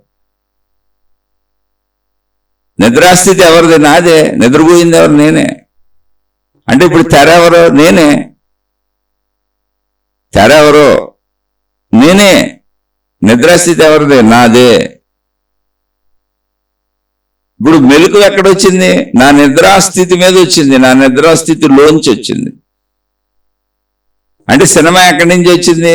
నా నిద్రాస్థితి అనే దాంట్లోంచి సినిమా వచ్చింది. నా నిద్రాస్థితి లేకపోతే అసలు మెలకు అనే సినిమా రావడానికే ఛాన్స్ లేదు, సృష్టి సినిమా రావడానికే ఛాన్స్ లేదు, ఏ ఛాన్స్ లేదు. కాబట్టి నా మూలం ఏంటి అంటే నిద్రాస్థితి. నిద్రాస్థితికి ఆ నిద్రాస్థితి అని నేను పేరు పెట్టాను. అది మనుషులు పెట్టుకున్న పేరు. ఎందుకంటే అదేంటో నాకు ఒరిజినల్గా తెలియక నిద్ర అని పేరు పెట్టేశాం, దీనికి మెలకువ అని పేరు పెట్టేశాం. ఇప్పుడు నిద్రాస్థితి లేకుండా మేలుకుంటానికి కుదురుద్దా? మెలకువ నిద్రలోకి వెళ్లకుండా ఉండటం కుదురుద్దా? రెండు కుదరు. అందుకే చూడండి, మనిషికి అసంభవమైన చర్యలు నిద్రపోకుండా ఉండటం, మేలుకోకుండా ఉండటం. ఎందుకు అసంభవం అంటే రెండు ఒకే దానిలో జరుగుతున్న దాని చర్యలు అంతే. సముద్రములో కెరటాలు అసంభవం, ఆపటం కుదరదు, వస్తూనే ఉంటాయి. ఎందుకని అది దాని చైతన్య శక్తికి ప్రతీక. కెరటాలను ఎవరు ఆపలేరు. మీరు సముద్రం దగ్గరికి వెళ్ళి చూడండి, కెరటాలు ఆగటం ఉంటుంది? అసలు ఉండదు. ఎప్పటి వరకు కెరటాలు ఉండును? సముద్రం ఉన్నంత వరకు ఉండును. ఎందుకని? అది సముద్రపు యొక్క చైతన్యత, దానిలో చైతన్య శక్తి ఉంది, కదలగలిగిన చైతన్య శక్తి ఉంది, అది ఎగిసిపడుతుంది. కాబట్టి సముద్రం వేరు, కెరటాలు వేరు కాదు అసలు. ఈ విషయాన్ని గ్రహించటమే మనం. అంతే తప్ప ఇప్పుడు సముద్రంలో కెరటాలు ఆగితే స్నానం చేద్దాం, ఒక తుండు పెట్టుకెళ్ళి సబ్బు పెట్టుకెళ్ళి అక్కడ పడుకున్నాం అనుకో, ఎప్పటికే మనం స్నానం చేయడం అవదు అసలు. ఎందుకంటే అవి ఇప్పుడే ఆగవు. సముద్రం అంటేనే కెరటాలతో కూడింది సముద్రం. కెరటాలు వేరు, సముద్రం వేరు కదా. అలాగే నిద్రాస్థితి, మెలకువ స్థితి ఒకటే. ప్రాణశక్తిలోని చైతన్యత మెలకువగా వ్యక్తమవుతుంది. ప్రాణశక్తి యొక్క స్వస్వరూపత నిద్రాస్థితిగా లీనమవుతుంది. మెలకువ అందులో లీనమైపోతుంది. మళ్ళీ అందులోంచి మెలకువ ఉద్భవిస్తుంది, తరంగములు ఎగిసిపడినట్టుగా. ఈ రెండు చర్యలు ఎవరు ఆపలేరు. ఈ వేరువేరు చర్యలు కాదు. ఒక మనిషి యొక్క స్థితులు. నీ స్థితిని నువ్వే పరిశీలించుకోకుండా వేల వేల ప్రశ్నలు వేసుకుంటూ పోతే ఉపయోగం ఉంది. అందుకే మహాత్ములు దీన్ని ఎక్కడ కనుగొన్నారు? తమలో తాము.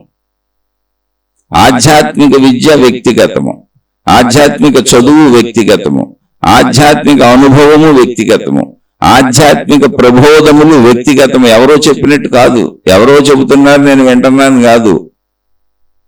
ఎవరు చెప్పినది నీ అంతరంగంలోకి వెళ్ళి నువ్వు దాన్ని నీతో అన్వయించుకోవాలి. చెప్పేవాడికి అసలు నీకు సమస్య లేదు, వాడు ఎంక చూడకూడదు, వాడిని వినకూడదు. ఎందుకంటే ఇప్పుడు ఆయన గురువునో దేవుణ్ణో చేసి ఆయన పట్టుకు తిరుగుతావు, మళ్ళీ నీది కోల్పోతావు.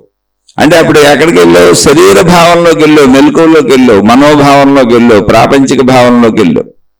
నువ్వు దేవుణ్ణి పట్టుకు తిరుగుతున్నావు, ఒక మతాన్ని పట్టుకు తిరుగుతున్నావు, గురువుని పట్టుకు తిరుగుతున్నావు.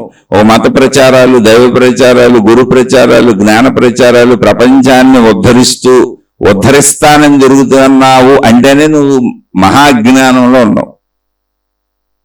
మామూలు అజ్ఞానం కాదు అది. అనంత ఆత్మశక్తి అంతా అయితే నువ్వు ఇప్పుడు ఎవరిని ఉద్ధరిస్తావు? ఎలా ఉద్ధరించగలవు? ఎలా ఉద్ధరించగలవు చెప్పు అసలు? మొత్తం అనంత ఆత్మశక్తే. అదొక ప్రణాళిక ప్రకారం సాగుతుంది. జీవుడికి జననము తెలియదు, జీవుడికి మరణము తెలియదు, వాటంతటా వచ్చిపోతున్నాయి. జీవుడికి మెలకువ తెలియదు, జీవుడికి నిద్ర తెలియదు, వాటంతటా వచ్చిపోతున్నాయి. కంట్రోల్ లేవు, సహజ చర్యలు. ఎందుకని? అది శక్తి యొక్క విధానము, పద్ధతి. మెలకువ అంటే శక్తి సముద్ర కెరటముల వలె తనను తాను వ్యక్తపరుచుకున్నప్పుడు అది మెలకువ. శక్తి తనలో తాను లీనమై ఉన్నప్పుడు అది నిద్రాస్థితి. రెండు ఒక చోటే ఉన్నాయి, ఒకదాంట్లోనే ఉన్నాయి. ఒకదాని స్థితిలో అది ఏకత్వం. దాన్ని నువ్వు అర్థం చేసుకోవాల్సిందంతే.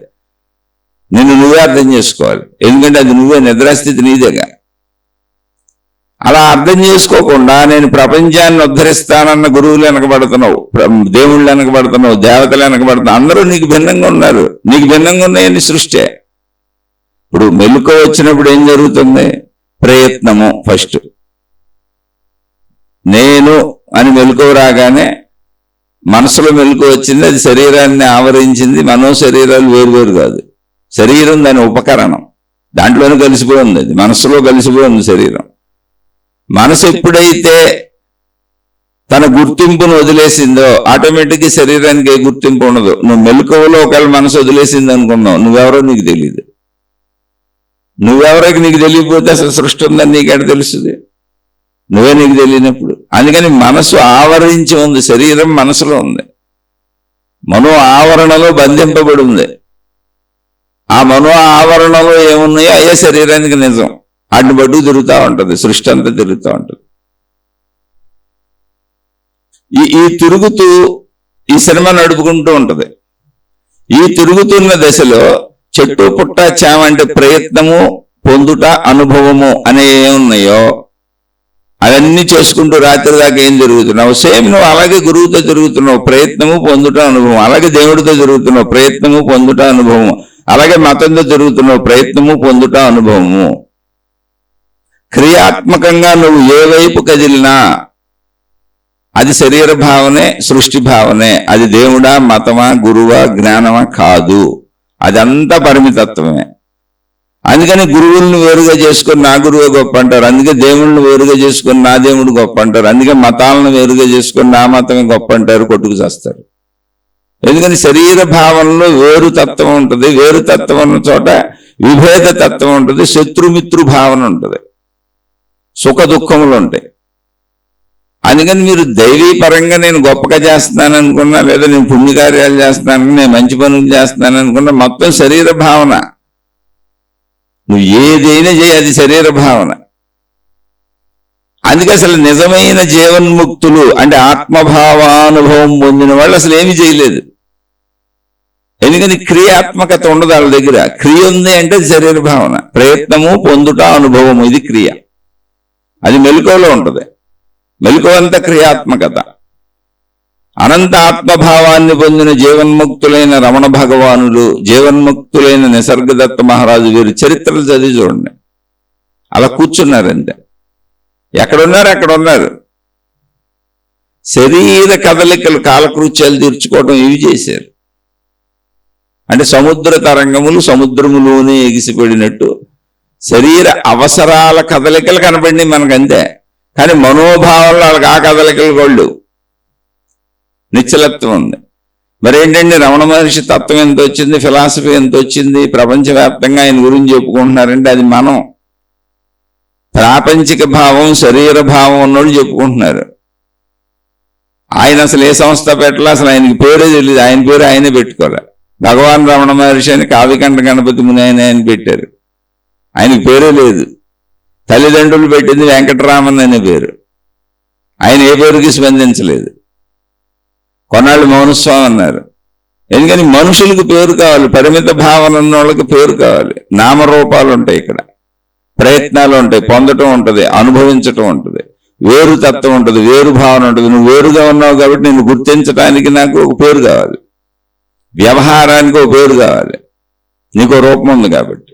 అలా రమణ మహర్షికి అనేక పేర్లు పెట్టారు. తల్లిదండ్రులు పెట్టిన పేరు వెంకటరామన్. ఆయన మాట్లాడకుండా వచ్చేసి ఇంట్లో నుంచి 13 ఏళ్ళకే వచ్చేసి అరుణాచలంలో కూర్చున్నాడు. ఆయన ఎవరితో మాట్లాడలేదు. బాల సన్యాసి అన్నారు, మౌన సన్యాసి అన్నారు, ఎవరికి తోచిన పేరులతో వాళ్ళు పిలిచారు. మాట్లాడలేదు కాబట్టి మౌన సన్యాసి అన్నారు. చిన్నపిల్లడు కాబట్టి బాల సన్యాసి అన్నారు. తర్వాత కొంతకాలానికి కావ్యకంఠ గణపతి ముని అనేటువంటి ఒక మహాపండితుడు ఆయన వచ్చి ఈయన్ని చూసి, లేదు భగవాన్ రమణ మహర్షి అని పిలవండి అన్నారు. అదే పేరు కంటిన్యూ అయింది అంతే. ఎందుకు ఆయనకి పేరే లేదు, అసలు పేరు లేదు. మీరు గమనిస్తే అలాగే షిరిడి సాయిబాబా వారి జీవిత చరిత్రలోకి వెళ్తే సాయిబాబా వారిని కోర్టు వారు ప్రశ్నిస్తారు, మీ పేరేంటి అని. ఇక్కడ వాళ్ళందరూ సాయిబాబాని పిలుస్తారు అన్నాడు ఆయన. నా పేరు సాయిబాబా అని అసలు ఆయన ఎప్పుడూ చెప్పలేదు. పేరు లేదు, జీవన్ముక్తుడికి పేరు ఉండదు. పేర్లు ఎక్కడ అవసరం అవుతాయి, నామరూపాదులన్నీ ఎక్కడ ఉంటాయి అంటే ప్రాపంచిక దృష్టిలో, మెలకువలో, సృష్టి భావనలో, శరీర భావనలో నామరూపాలు ఉంటాయి. నిద్రాస్థితిలో నామరూపాలు ఏంటి, అసలు సృష్టి లేదుగా. నిద్రాస్థితిగా ప్రాణశక్తి స్థితి, అది నీదేగా. నిద్రాస్థితి అనే తెర మీద కదా మెలకువ అనే సినిమా ఆడుతుంది. నిద్రాస్థితి మూలంగా ఉంది. మూలంలో ఉన్నది ఏంటంటే నిద్రాస్థితి, అందులోంచి మెలకువ వచ్చింది. అంటే మెలకువ వచ్చిన చోట మూలం ఏంటి, నిద్రాస్థితి. నువ్వు నిద్రాస్థితి నుంచి విడిపోయానని అనుకుంటున్నావు శరీర భావనలో. నిద్రాస్థితి నుంచి విడిపోతే మళ్ళీ సాయంత్రం నిద్రాస్థితిలోకి ఎట్టాలుతావు నువ్వు. అంటే ఎప్పుడూ నువ్వు నిద్రాస్థితి అనే తెర మీద కదులుతున్నావు, మెలకువలో కాసేపు ఆడుకుంటున్నావు, మళ్ళీ నీ ఒరిజినల్ స్థితిలో లీనమైపోతున్నావు. అందుకని నిద్ర మెలకువలను ఎవరో తప్పించుకోలేరు. ఇది శక్తి యొక్క చైతన్య లక్షణం. శక్తి యొక్క చైతన్య లక్షణం, సముద్రం యొక్క చైతన్య లక్షణం. సముద్రము తరంగములు. నువ్వు ఈ భావాన్ని పట్టుకోవాలి.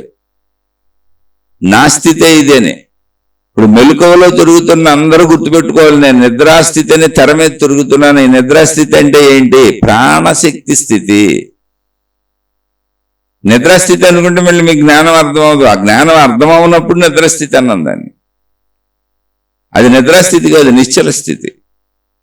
నిశ్చల స్థితి, నిర్మల స్థితి, ప్రశాంత స్థితి, అభావ స్థితి, అనంత స్థితి, సర్వవ్యాపక స్థితి, ఉన్నదంతా అదే సత్యస్థితి, జ్ఞానస్థితి. ఏ పేర్లైనా పెట్టుకోండి, అది సత్యము. సత్యం, జ్ఞానం, అనంతం, బ్రహ్మ అనేది నిద్రాస్థితి. ఈ బ్రహ్మ అనేది పేరే బ్రహ్మము. ఏంటి బ్రహ్మము? సత్యం, జ్ఞానం, అనంతం, బ్రహ్మ. ఏంటి బ్రహ్మము? బ్రహ్మము అనంతము. బ్రహ్మ అనంతం, అనంతం బ్రహ్మ. ఏంటి అనంతం బ్రహ్మ? ఎవరండి? జ్ఞానం. జ్ఞానం అంటే ఏంటి? తెలియట. నాకు తెలుస్తున్నది, నాకు అర్థమవుతుంది, నాలో నాకు తెలుస్తున్నది అన్న ఒక స్థితి ఉంది, అదే జ్ఞానం. జ్ఞానం అనేది ఉపన్యాసాలు దంచటం కాదు, తెలుస్తున్నదన్న స్థితి. నాలో నాకు తెలుస్తున్నదన్న స్థితి. తెలియబడింది జ్ఞానం కాదు. మీరు విన్నది మీరు మళ్ళీ తిరిగి అప్పచెప్పగలిగింది జ్ఞానం కాదు. తెలుస్తున్నదన్న స్థితి నాలో ఏ మూలం ఉందో ఆ మూలానికి తెలుస్తుంది ఇదంతా. అవును, నాకు తెలిసింది, నాకు అర్థమైంది, నేను గ్రహించాను అంటుందే, అది ఆ స్థితి జ్ఞానము. ఆ స్థితి ఏంటండి? అదే సత్యం, అదే బ్రహ్మం, అదే అనంతం. ఆ తెలుస్తున్న స్థితి ఏది ఉందో అది అనంతం. అది మనకు అనంతము, సర్వవ్యాపకము, అఖండము, అనిర్వచనీయము, అవాంగమానస గోచరము, అదే సత్యము అంటే మనకు అర్థం అవట్లా. అదే నిశ్చలము, అదే మౌనము, అదే సర్వము అంటే అర్థం అవట్లా. ఎందుకని? పరిమిత భావాల్లో ఉన్నాం, మనం మెలకువలో ఉన్నాం. నిద్రలో పెట్టుకుందామంటే మనకి నిద్ర, మనం మెలకు భావాన్ని పెట్టుకున్నాం, దానికి నిద్ర అని పేరు పెట్టేశాం. ప్రాణశక్తి స్థితి అని దాన్ని పరిశీలించట్లా. అంటే నా స్థితిని నేను అర్థం చేసుకోవటమే, చేయగలిగింది ఏమి లేదు. ఇప్పుడు నేను అర్థం చేసుకున్నంత మాత్రాన్ని నిద్రాస్థితి ఏం మారిపోదు. కానీ అది నిద్రాస్థితి అని పిలవనప్పుడు నేను ప్రాణశక్తి స్థితి అని పేరు పెడతాను, బ్రహ్మము అనే స్థితి అని పేరు పెడతాను, ఆత్మశక్తి స్థితిలోకి వెళ్తున్నానని పేరు పెడతాను, అనంతత్వములోకి వెళ్తున్నానని పేరు పెడతాను. ఆ అనంతత్వము, ఆ బ్రహ్మము, ఆ ఆత్మశక్తి స్థితి, ఆ సర్వవ్యాపక స్థితి, అదే ఆకాశ స్థితి అని నా చుట్టూ ఉన్న ఆకాశ స్థితితో లీనమవుతాను, తాధ్యాత్మ్యత చెందుతాను. ఇప్పుడు కూడా కలిసే ఉన్నాను, లీనమై ఉన్నాను, కానీ నాకు ఉన్నానని తెలియదు. అంతే. దాన్ని తెలుసుకున్నాక నేనే ఆకాశమని అర్థమైపోయింది.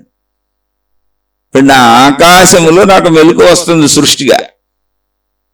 నా ఆకాశం అనే తెర మీద, అంటే నిద్రాస్థితి మీద, ప్రాణశక్తి స్థితి మీద, ఆత్మశక్తి స్థితి మీద, బ్రహ్మము అనే స్థితి మీద, నా ఆకాశము అనేటువంటి శక్తి స్థితి మీద మెలకు వస్తుంది. సృష్టి అనే మెలకు వస్తుంది, సముద్ర తరంగం ఎగిసిపెట్టినట్టు.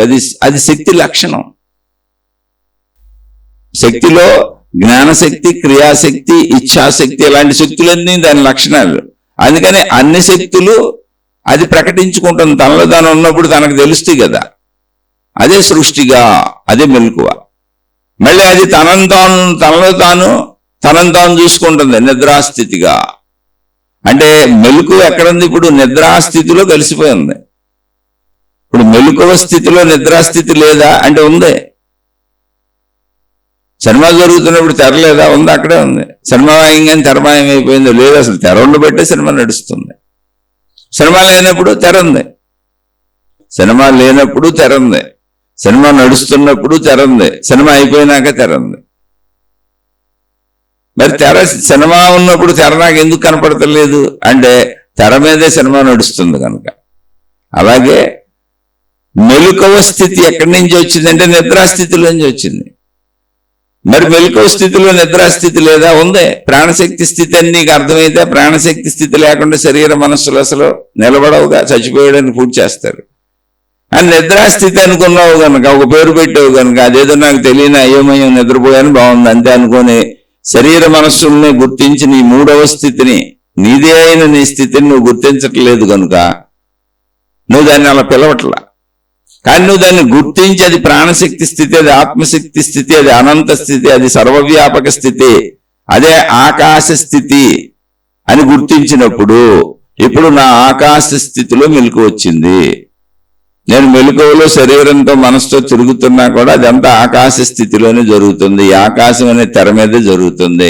ఆత్మశక్తిలోనే జరుగుతుంది, ఆత్మశక్తితోనే జరుగుతుంది, ప్రాణశక్తిలోనే జరుగుతుంది, ప్రాణశక్తితోనే జరుగుతుంది, బ్రహ్మములోనే జరుగుతుంది, బ్రహ్మముతోనే జరుగుతుంది. అహం బ్రహ్మస్మి, అయం ఆత్మా బ్రహ్మ, సర్వం కల్విదం బ్రహ్మ, ఆత్మవత్ సర్వభూతేషు. మొత్తం ఇదంతా ఆత్మస్వరూపమే. అయితే ఇందులో అన్నీ ఉన్నాయి, సృష్టి అంతా ఉంది. అది మెలకువ. ఎందుకు ఉంది? దాని లక్షణం అది, దాని చైతన్యత అది, ఆత్మశక్తి యొక్క చైతన్యత. అది నేనే. అందుకని అది నేనే అని తెలిసినప్పుడు నేను నిద్రపోతున్నానని చెప్పం, స్పష్టంగా నేను నిద్రపోతున్నానని చెప్పం. అయితే మరి మనం చెప్పవలసిన పరిస్థితి వచ్చి జీవన్ముక్తులు ఎవరైనా ఉన్నారనుకోండి, వాళ్ళు ఏదైనా చెబుతున్నారనుకోండి, ఎవరికి చెబుతున్నారు? గ్రంథాలన్నీ ఎవరి కోసం రాశారు? తెలియనోడికి, సృష్టి భావంలో ఉన్నోడికి, శరీర భావంలో ఉన్నోడికి. మరి వాళ్ళకి ఎలా చెప్పాలి? నేను నిద్రపోయిందే చెప్పాలి. కానీ నేను నిద్రపోతున్నానన్న అనుభవం జీవన్ముక్తుడికి ఉండదు, శరీరం పడుకుంటుంది. జీవన్ముక్తుడికి ఏముంటుందంటే నేను ప్రాణశక్తిలోకి వెళ్ళిపోయిన ఆత్మశక్తి భావనలో స్థితిలో ఉన్నాను. నేను ఆత్మశక్తి స్థితిలో అనంతంలో ఉన్నాను. అంటే నిద్రాస్థితి కూడా వాళ్ళకి ఒక తపోస్థితిలా ఉంటుంది, ఏకత్వ స్థితిలో ఉంటుంది, సమానత్వ స్థితిలో ఉంటుంది. సృష్టి భావన లేదంటే మళ్ళీ అందులోంచి మేల్కొంటాను, అందులోంచి నేను మేల్కొంటాను. అంటే ఇది ఆ స్థితిని పొందిన వ్యక్తికి అర్థమవుద్దు, పొందని వాళ్ళకి అర్థమవుద్దు. దానికి స్పష్టత ఏంటి అంటే, ఒక సందర్భంలో రమణ భగవానుల్ని ఆయనతో పాటు ఆయన పక్కన కలిసి పడుకున్నటువంటి భక్తులు ఉన్నారు. ఆయనతోనే కలిసి పడుకున్నారు. భక్తులు అన్నారు, శిష్యులు అన్నారు. ఆయన అయితే నాకు భక్తులు ఉన్నారనలేదు, శిష్యులు ఉన్నారనలేదు. ఇదంతా మనం పెట్టుకున్న పదాలు. ఈ ప్రాణశక్తి భావన తెలియని వాళ్ళు భక్తుల్ని శిష్యుల్ని పోగేసుకుంటూ ఉంటారు, మతాలు ఏర్పరచుకుంటూ ఉంటారు, దేవుణ్ణి ప్రచారాలు అంటారు, దేవత ప్రచారాలు అంటారు. ఈ గందరగోళాలన్నీ సృష్టి సినిమాలో ఉంటాయి, శరీర భావనలో ఉంటాయి. అసలు ఆత్మశక్తి భావనలో ఉండనే ఉండవు. క్రియాత్మకమైనటువంటి కర్మలు చేసే వాళ్ళు ఎవరో జ్ఞాన మార్గానికి పనికిరారు. వాళ్ళు సత్యాన్ని ఎప్పటికీ ఎన్నటికీ తెలుసుకోలేరు. రమణ మహర్షితో పాటు పడుకున్న వాళ్ళు తెల్లవారి మళ్ళీ మెలకువ అనే భావంలోకి వచ్చినప్పుడు రమణ మహర్షి కూడా మెలకువ భావంలో తిరుగుతున్నారు వీళ్ళతో.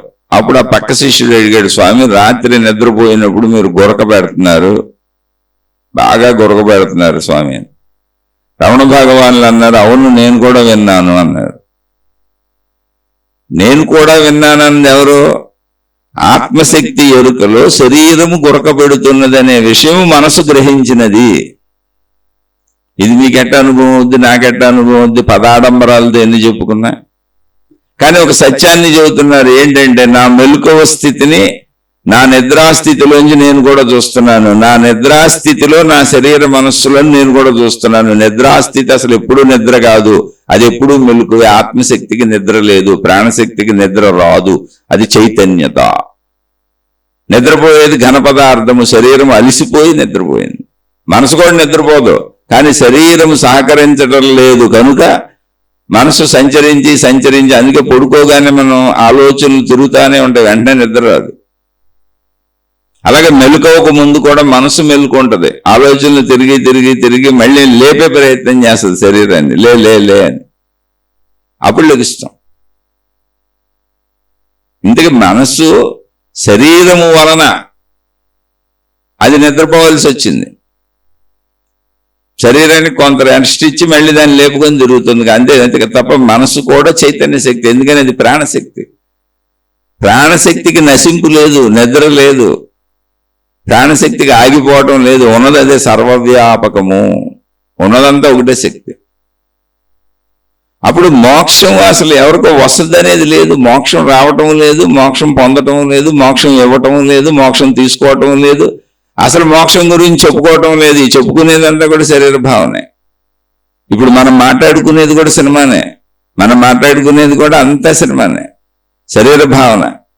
నేను శరీర భావనలోనే చెబుతున్నా, శరీర మనోభావాల్లో నేను చెబుతున్నా, శరీర మనోభావాల్లో మీరు వింటున్నారు. మోక్ష భావానికి వెళ్ళిపోయానుకోండి, అసలు నేను చెప్పటం ఉండదు, మీరు వింటం ఉండదు. ఇప్పుడు ఎవరైనా మహాత్ములు జీవన్ముక్తులు ఆ మోక్ష స్థితిని అనుభవం పొందిన వాళ్ళు చెప్పారంటే, శరీర భావంతో ఉన్నవాళ్ళు తమ చుట్టూ ఉండి శరీర భావంలో అడుగుతున్న ప్రశ్నలకి శరీర భావంలోకి వచ్చి సమాధానాలు చెప్పారు. అది జరిగింది. దాన్ని మీరు జ్ఞానబోధలనండి, గ్రంథాలనండి, ఏమైనా అన్ని శరీర భావంలో జరిగినవి. మోక్ష భావంలో అసలు జరగటం అనే క్రియ ఉండదు, క్రియ చేయటం కుదరదు. అదే నిద్రస్థితి నిరూపణ, క్రియ చేయటం కుదరదు అని. కాబట్టి ఉన్నదంతా ఒకటే అయితే రెండవది అనేదే లేకపోతే, రెండవది లేదు. సత్యం, జ్ఞానం, అనంతం, బ్రహ్మ ఉన్నది ఒకటే. ఆ బ్రహ్మము అనేటువంటి అనంతత్వం ఏది ఉందో అదే జ్ఞానము, అదే సత్యము, అదే ఆత్మశక్తి, అదే ప్రాణశక్తి. అది నువ్వే. అందరం అదే. అందులో అందరం అన్నది సృష్టి భావన. మళ్ళీ అందుకే సృష్టి భావన ఉంది కనుక నేను చెబుతున్నా, మీరు వింటున్నారు, మీరు ప్రశ్నలు అడుగుతున్నారు, మళ్ళీ నేను తిరిగి చెబుతున్నా. మనందరం సృష్టి భావనలోనే సాగుతున్నాం. మత ప్రచారాలు సృష్టి భావనలోనే సాగుతున్నాయి, దైవ ప్రచారాలు సృష్టి భావనలోనే సాగుతున్నాయి. దేవుళ్ళు, దేవతలు, మహిమలు, మాయలు, అద్భుతాలు ఇవన్నీ సృష్టి భావన. సృష్టి భావన ఏంటంటే శరీర భావన. అసలు ఇది లేదు. ఉన్నత సత్యం ఏంటంటే ఒకటే, శక్తి, ఆకాశతత్వము. అంటే మోక్షం పొందేవాడు ఎవడో లేడు, జన్మరాహిత్య స్థితి అనేది ఏమీ లేదు. నీ భావనది. జన్మరాహిత్యం అంటే ఏంటి? జన్మలు ఎత్తకుండా ఉండడం. జన్మలు ఎత్తకుండా ఉండడం ఏంటి? అసలు ప్రతిరోజు నిద్రలోకి వెళ్తున్నాం, అది మన ఒరిజినల్ ప్రాణశక్తి స్థితి. అందులోంచి మేలుకొని సృష్టిలోకి వస్తున్నాం, జన్మే. అసలు ప్రతిరోజు మనం మళ్ళీ కొత్త జన్మ ఎత్తాం. అయితే మనసు కంటిన్యూటీకి పాత జ్ఞాపకాలు పెట్టుకుంది, అందుకని రోజుల కింద విభజించుకున్నాం. ఈ శరీరం శిథిలమైపోయినప్పుడు మనసు అనేది ప్రాణశక్తి కనుక, ప్రాణశక్తిలో ఈ విషయాలు ఉన్నాయి కనుక మనసుకు నశింపు ఉండదు కనుక, ప్రాణశక్తితో కలిసిన ఈ విషయాలకు కూడా నశింపు ఉండదు కనుక, మరలా కొత్త శరీరం అంటే నీకు రాత్రి నిద్రపోయినాక పొద్దున్నే లేపి లేపి లేపి లేలే తిరుగుదామని బయటికి ఎలా మనసు తీసుకొచ్చిందో అలా తిరగటానికి మళ్ళీ ఒక శరీరం కోసం ప్రయత్నించుకొని మరుజన్మలు ఉన్నాయి అని మహాత్ములు చెప్పారు. ఇది మహాత్ములు చెప్పిందని నమ్మటమే. ఎందుకని? మనో నిర్మూలనం జరిగిపోవాలి. మనో నిర్మూలనం ఎప్పుడు జరుగుతుంది అంటే దాన్ని నిర్మూలించడానికి ప్రయత్నించకూడదు. నేను అనంతాత్మశక్తినన్న ఎరుకను పొందినప్పుడు అసలు మనసే లేదు అక్కడ. మనసు అనేది ఉండదు, ప్రాణశక్తే ఉంది. ఇదంతా ఊరిని సృష్టి ఆట. ఊరికినంటే నాలోనే జరుగుతుంది, నా చైతన్యత. అది నా చైతన్యత. సృష్టి అంతా నా చైతన్యత. కనుక మెలకువ అనేది ఎక్కడ ఉందంటే నిద్ర అనేటువంటి తెర మీద మెలకువ వచ్చింది. మెలకువలో ఇప్పుడు ఆ నిద్రాస్థితి లేదా అంటే అదే ప్రాణశక్తి స్థితి. మెలకువంతా ప్రాణశక్తి స్థితే ఉంది.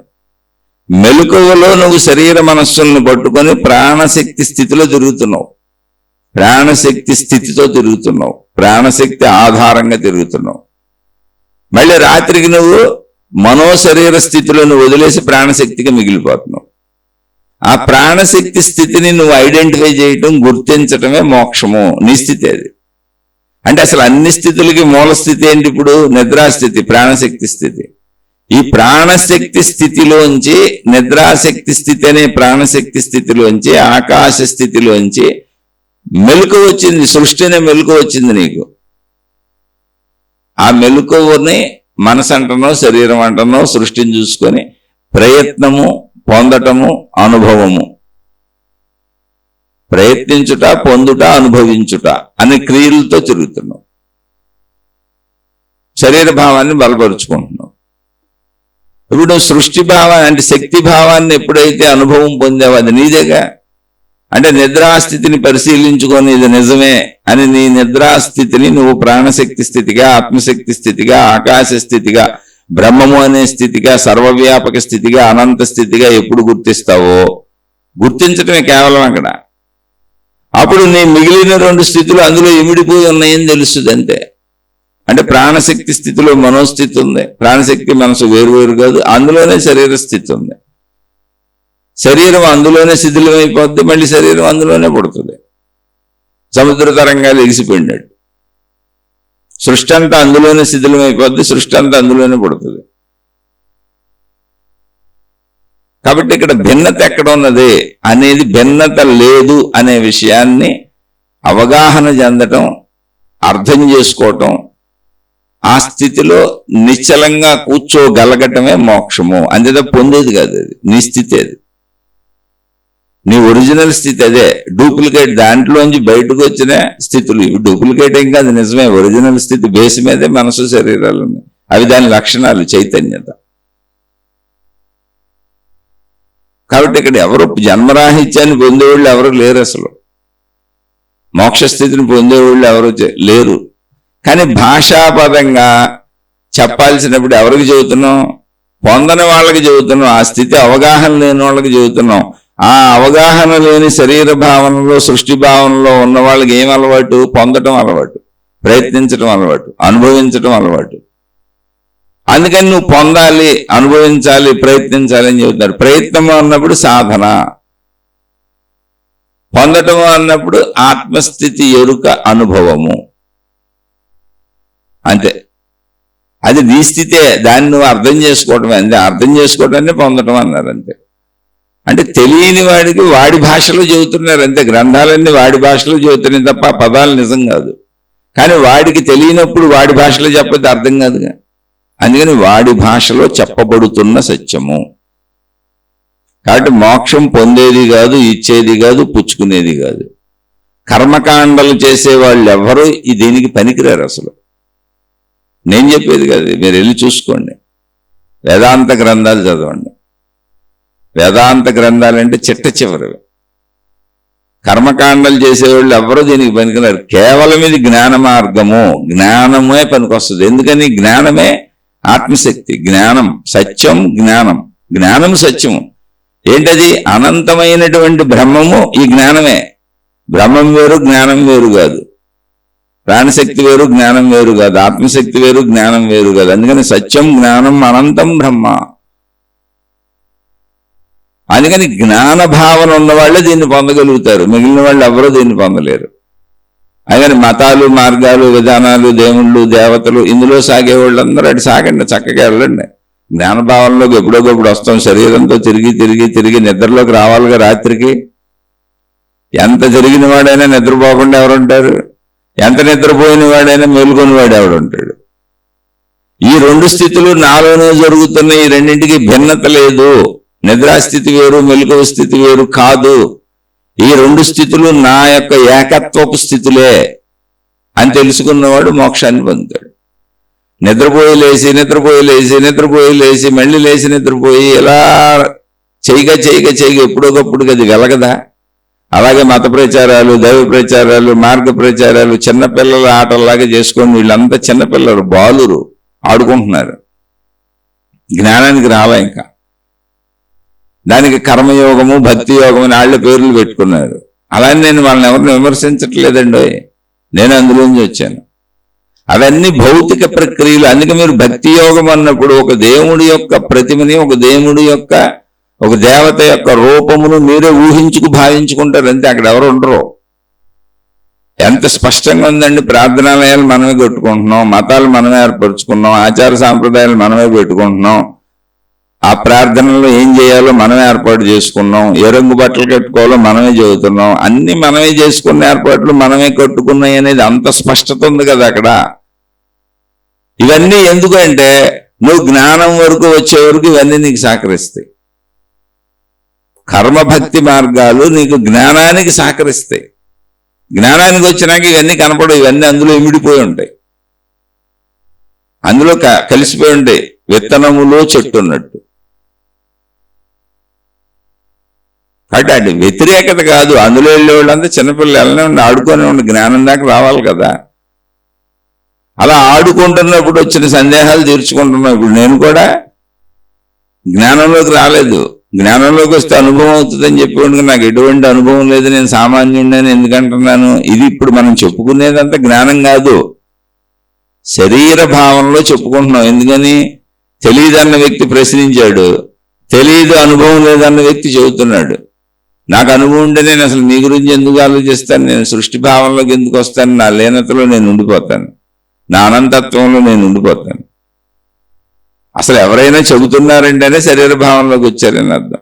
జీవన్ముక్త స్థితి పొంది మోక్ష స్థితి పొందిన మహాత్ములు కూడా వాళ్ళు నిజమైన వాళ్ళు ఎవరో చెప్పాలని ప్రయత్నం అసలు చెయ్యరు, ప్రయత్నాలే చెయ్యరు, నిశ్చలంగా ఉంటారు.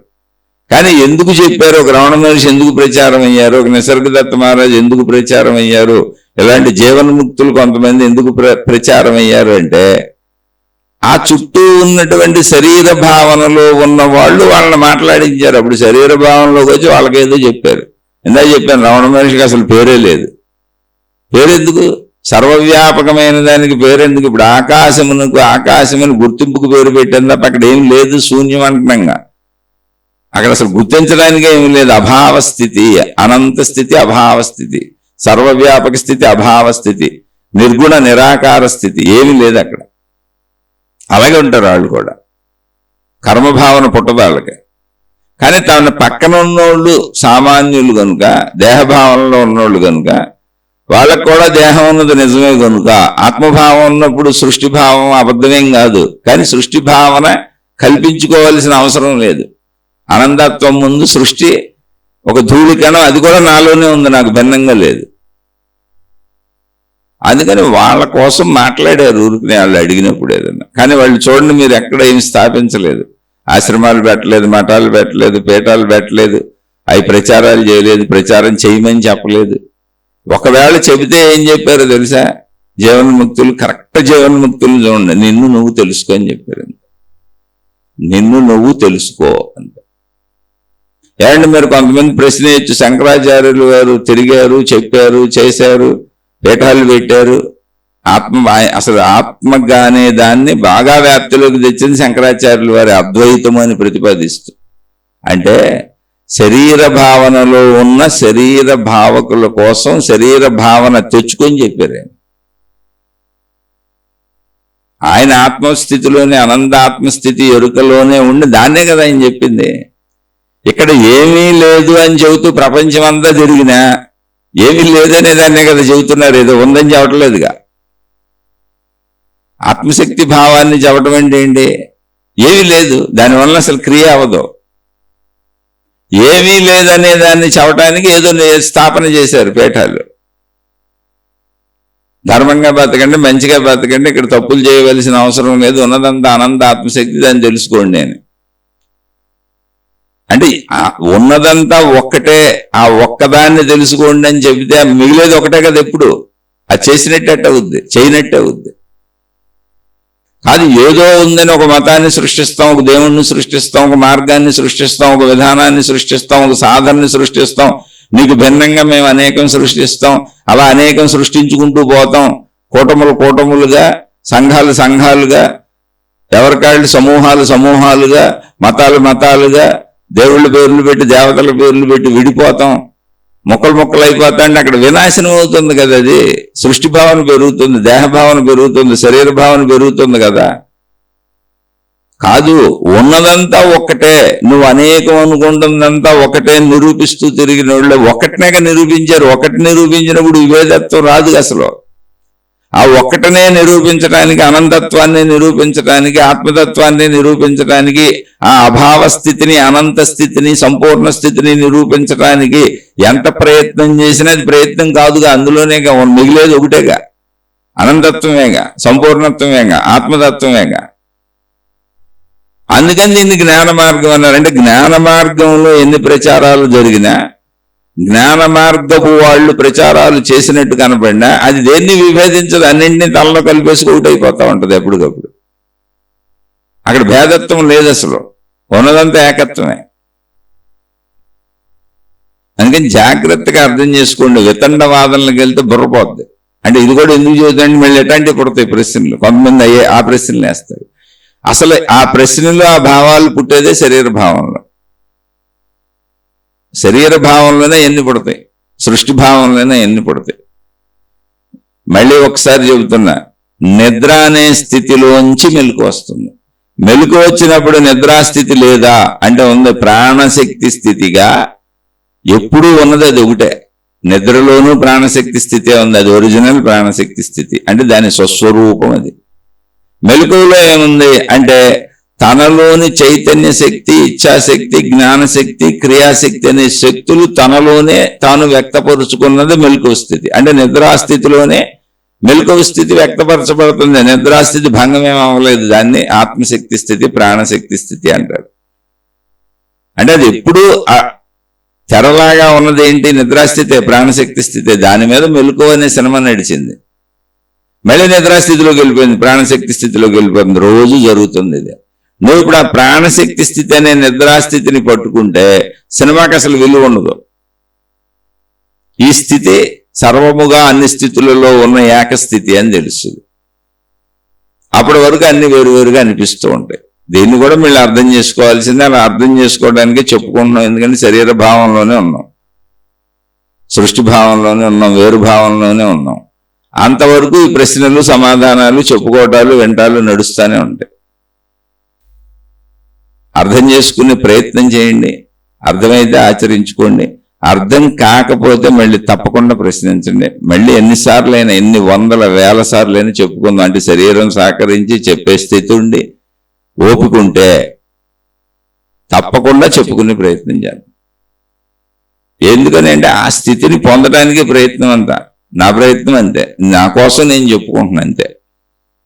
అది మీరెవరో నాకు తెలియని కూడా తెలియదుగా. ఇది నా కోసం, నేను నా నిద్రాస్థితిని, నా ప్రాణశక్తి స్థితిని, నా ఆత్మశక్తి స్థితిని, నా ఒరిజినల్ స్థితిని, నా స్వస్వరూపాన్ని తెలుసుకోవటానికి నేను నాకే చెప్పుకుంటున్నా.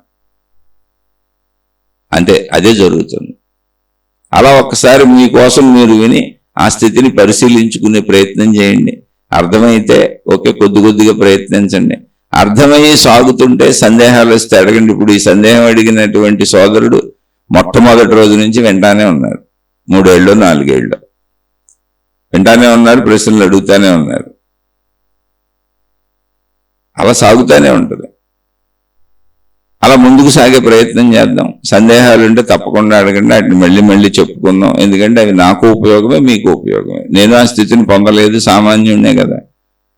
కాబట్టి ఆ సామాన్యత నాలో ఎంతవరకు ఉంటుంది అంటే, నేను చెబుతున్నంత వరకు నేను సామాన్యుడినే. చెప్పాలని నాకు అనిపిస్తున్నంత వరకు నేను సామాన్యుడినే. ఎందుకని అది శరీర భావంలోనే జరుగుతుంది. నాకు తెలియదు కనుక చెప్పాలని, ప్రయత్నించాలని అని అనిపిస్తూ ఉంటుంది. ఆ సంపూర్ణ స్థితిని పొందినాక చెప్పాలని తాపత్రయం ఉండదు అసలు. లోకాన్ని ఉద్ధరిస్తానని బయలుదేరే వాళ్ళంతా ఎంత అమాయకులు, ఎవరికాళ్ళే చూసుకోవాలి. ఏది ఆత్మశక్తి భావనలో మాట్లాడుతున్నా, అది శరీర భావన. లోకం కనపడుతుంది నీకు, లోకంలో మనుషులు కనపడుతున్నారు, తప్పులు కనపడుతున్నాయి, అందుకని ఉద్ధరిస్తానంటున్నావు. లోకోద్ధరణ నిమిత్తం అంటున్నావు. అసలు లోకం ఎక్కడుంది?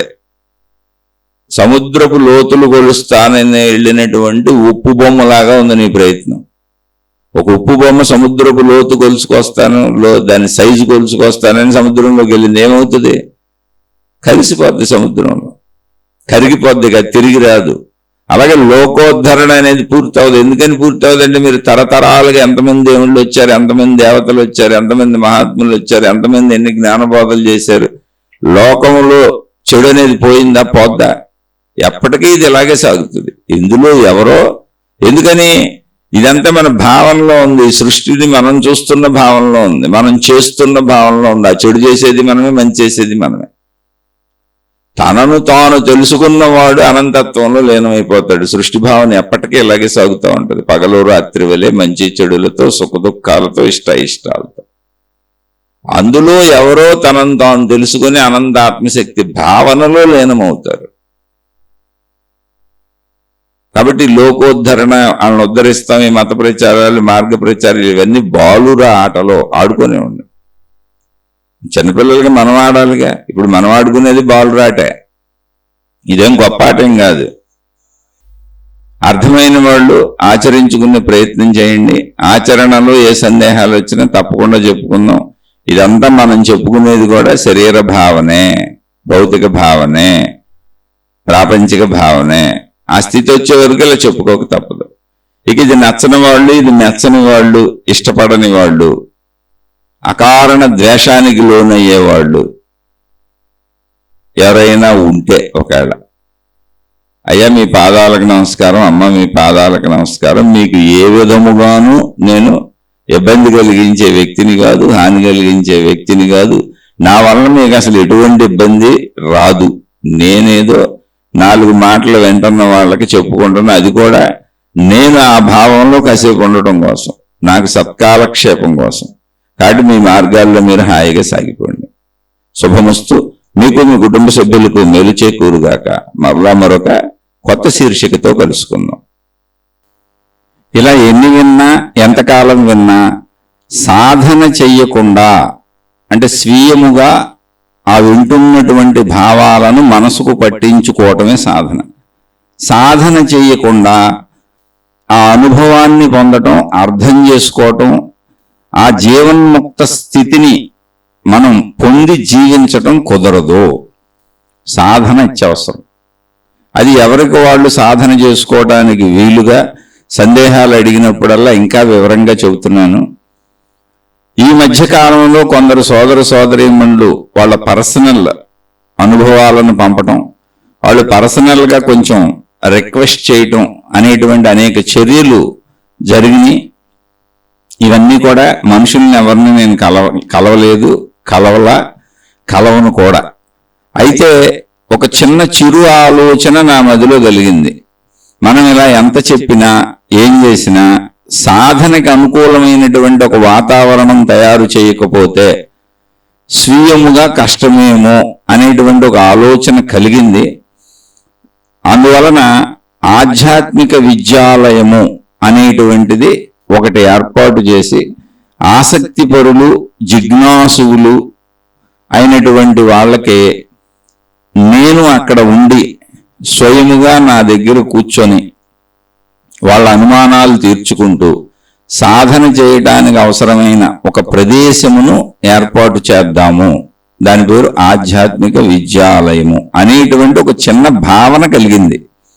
అయితే ఈ భావన ఆచరణకు తెస్తానా తేనా అనేది కాల నిర్ణయము, విశ్వశక్తి నిర్ణయము, ఆత్మశక్తి నిర్ణయము, ప్రాణశక్తి నిర్ణయము, దైవ నిర్ణయము. ఎందుకనంటే ఇలా మంచి చేద్దామని బయలుదేరిన వాళ్ళు ఎందరో, ప్రజలకు ఏదో మేలు చేద్దామని బయలుదేరిన వాళ్ళు ఎందరో డబ్బులో చిక్కుకుపోయారు, భక్తులు శిష్యులు అనేటువంటి భావాలలో చిక్కుకుపోయారు, గురుత్వము అనే భావాలలో చిక్కుకుపోయారు, మహాత్ములు అనేటువంటి పేరుల్లో చిక్కుకుపోయారు. రకరకాలుగా వేల వేల వేల ఎకరాలలో ఆశ్రమాలు కట్టడం, ఇవి నావంటం, ఒక సమూహాలు ఏర్పాటు చేయటం, దేవుళ్ళని చీల్చేయటం, మతాలు చీల్చేయటం, మళ్ళీ వీళ్ళు కొత్త మార్గాలు పెట్టేయటం, ఇలా అనేక రకాలుగా ముక్కలుగా మళ్ళీ ఆధ్యాత్మికతను నరికేసుకుంటూ దైవత్వాన్ని ముక్కలుగా చేసేస్తూ ముందు మంచి ఉద్దేశంతోనే బయలుదేరిన వాళ్ళు అలా అయిపోయిన వాళ్ళని నేను చాలా మందిని చూశాను. అంటే అటువంటి వాళ్ళకి కొంచెం దగ్గరగా కూడా ఉన్నాను నేను. అందువలన అసలు మనిషి లేకుండా చెప్పాలి, మనకు సొంత గుర్తింపు ఉండకూడదు, మన సొంత పేరు ఉండకూడదు, ఎందుకు ఇప్పుడు మన గుర్తింపుతో అవసరం ఏంటి అనే భావనతో ఇలా చెప్పడం మొదలుపెట్టాను.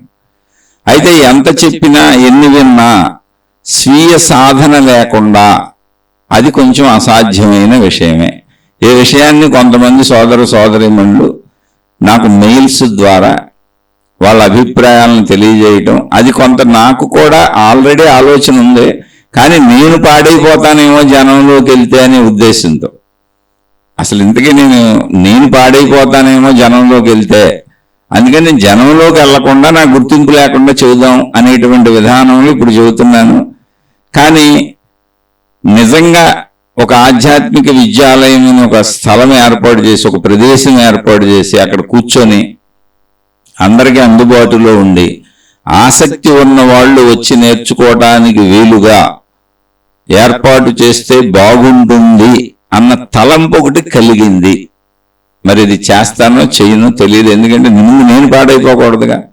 మళ్ళీ నేను గుర్తింపులకు లోనయ్యి పెద్ద నేను మళ్ళీ ఒక సమూహాలు తయారు చేసి అలాంటివి చేయకూడదు.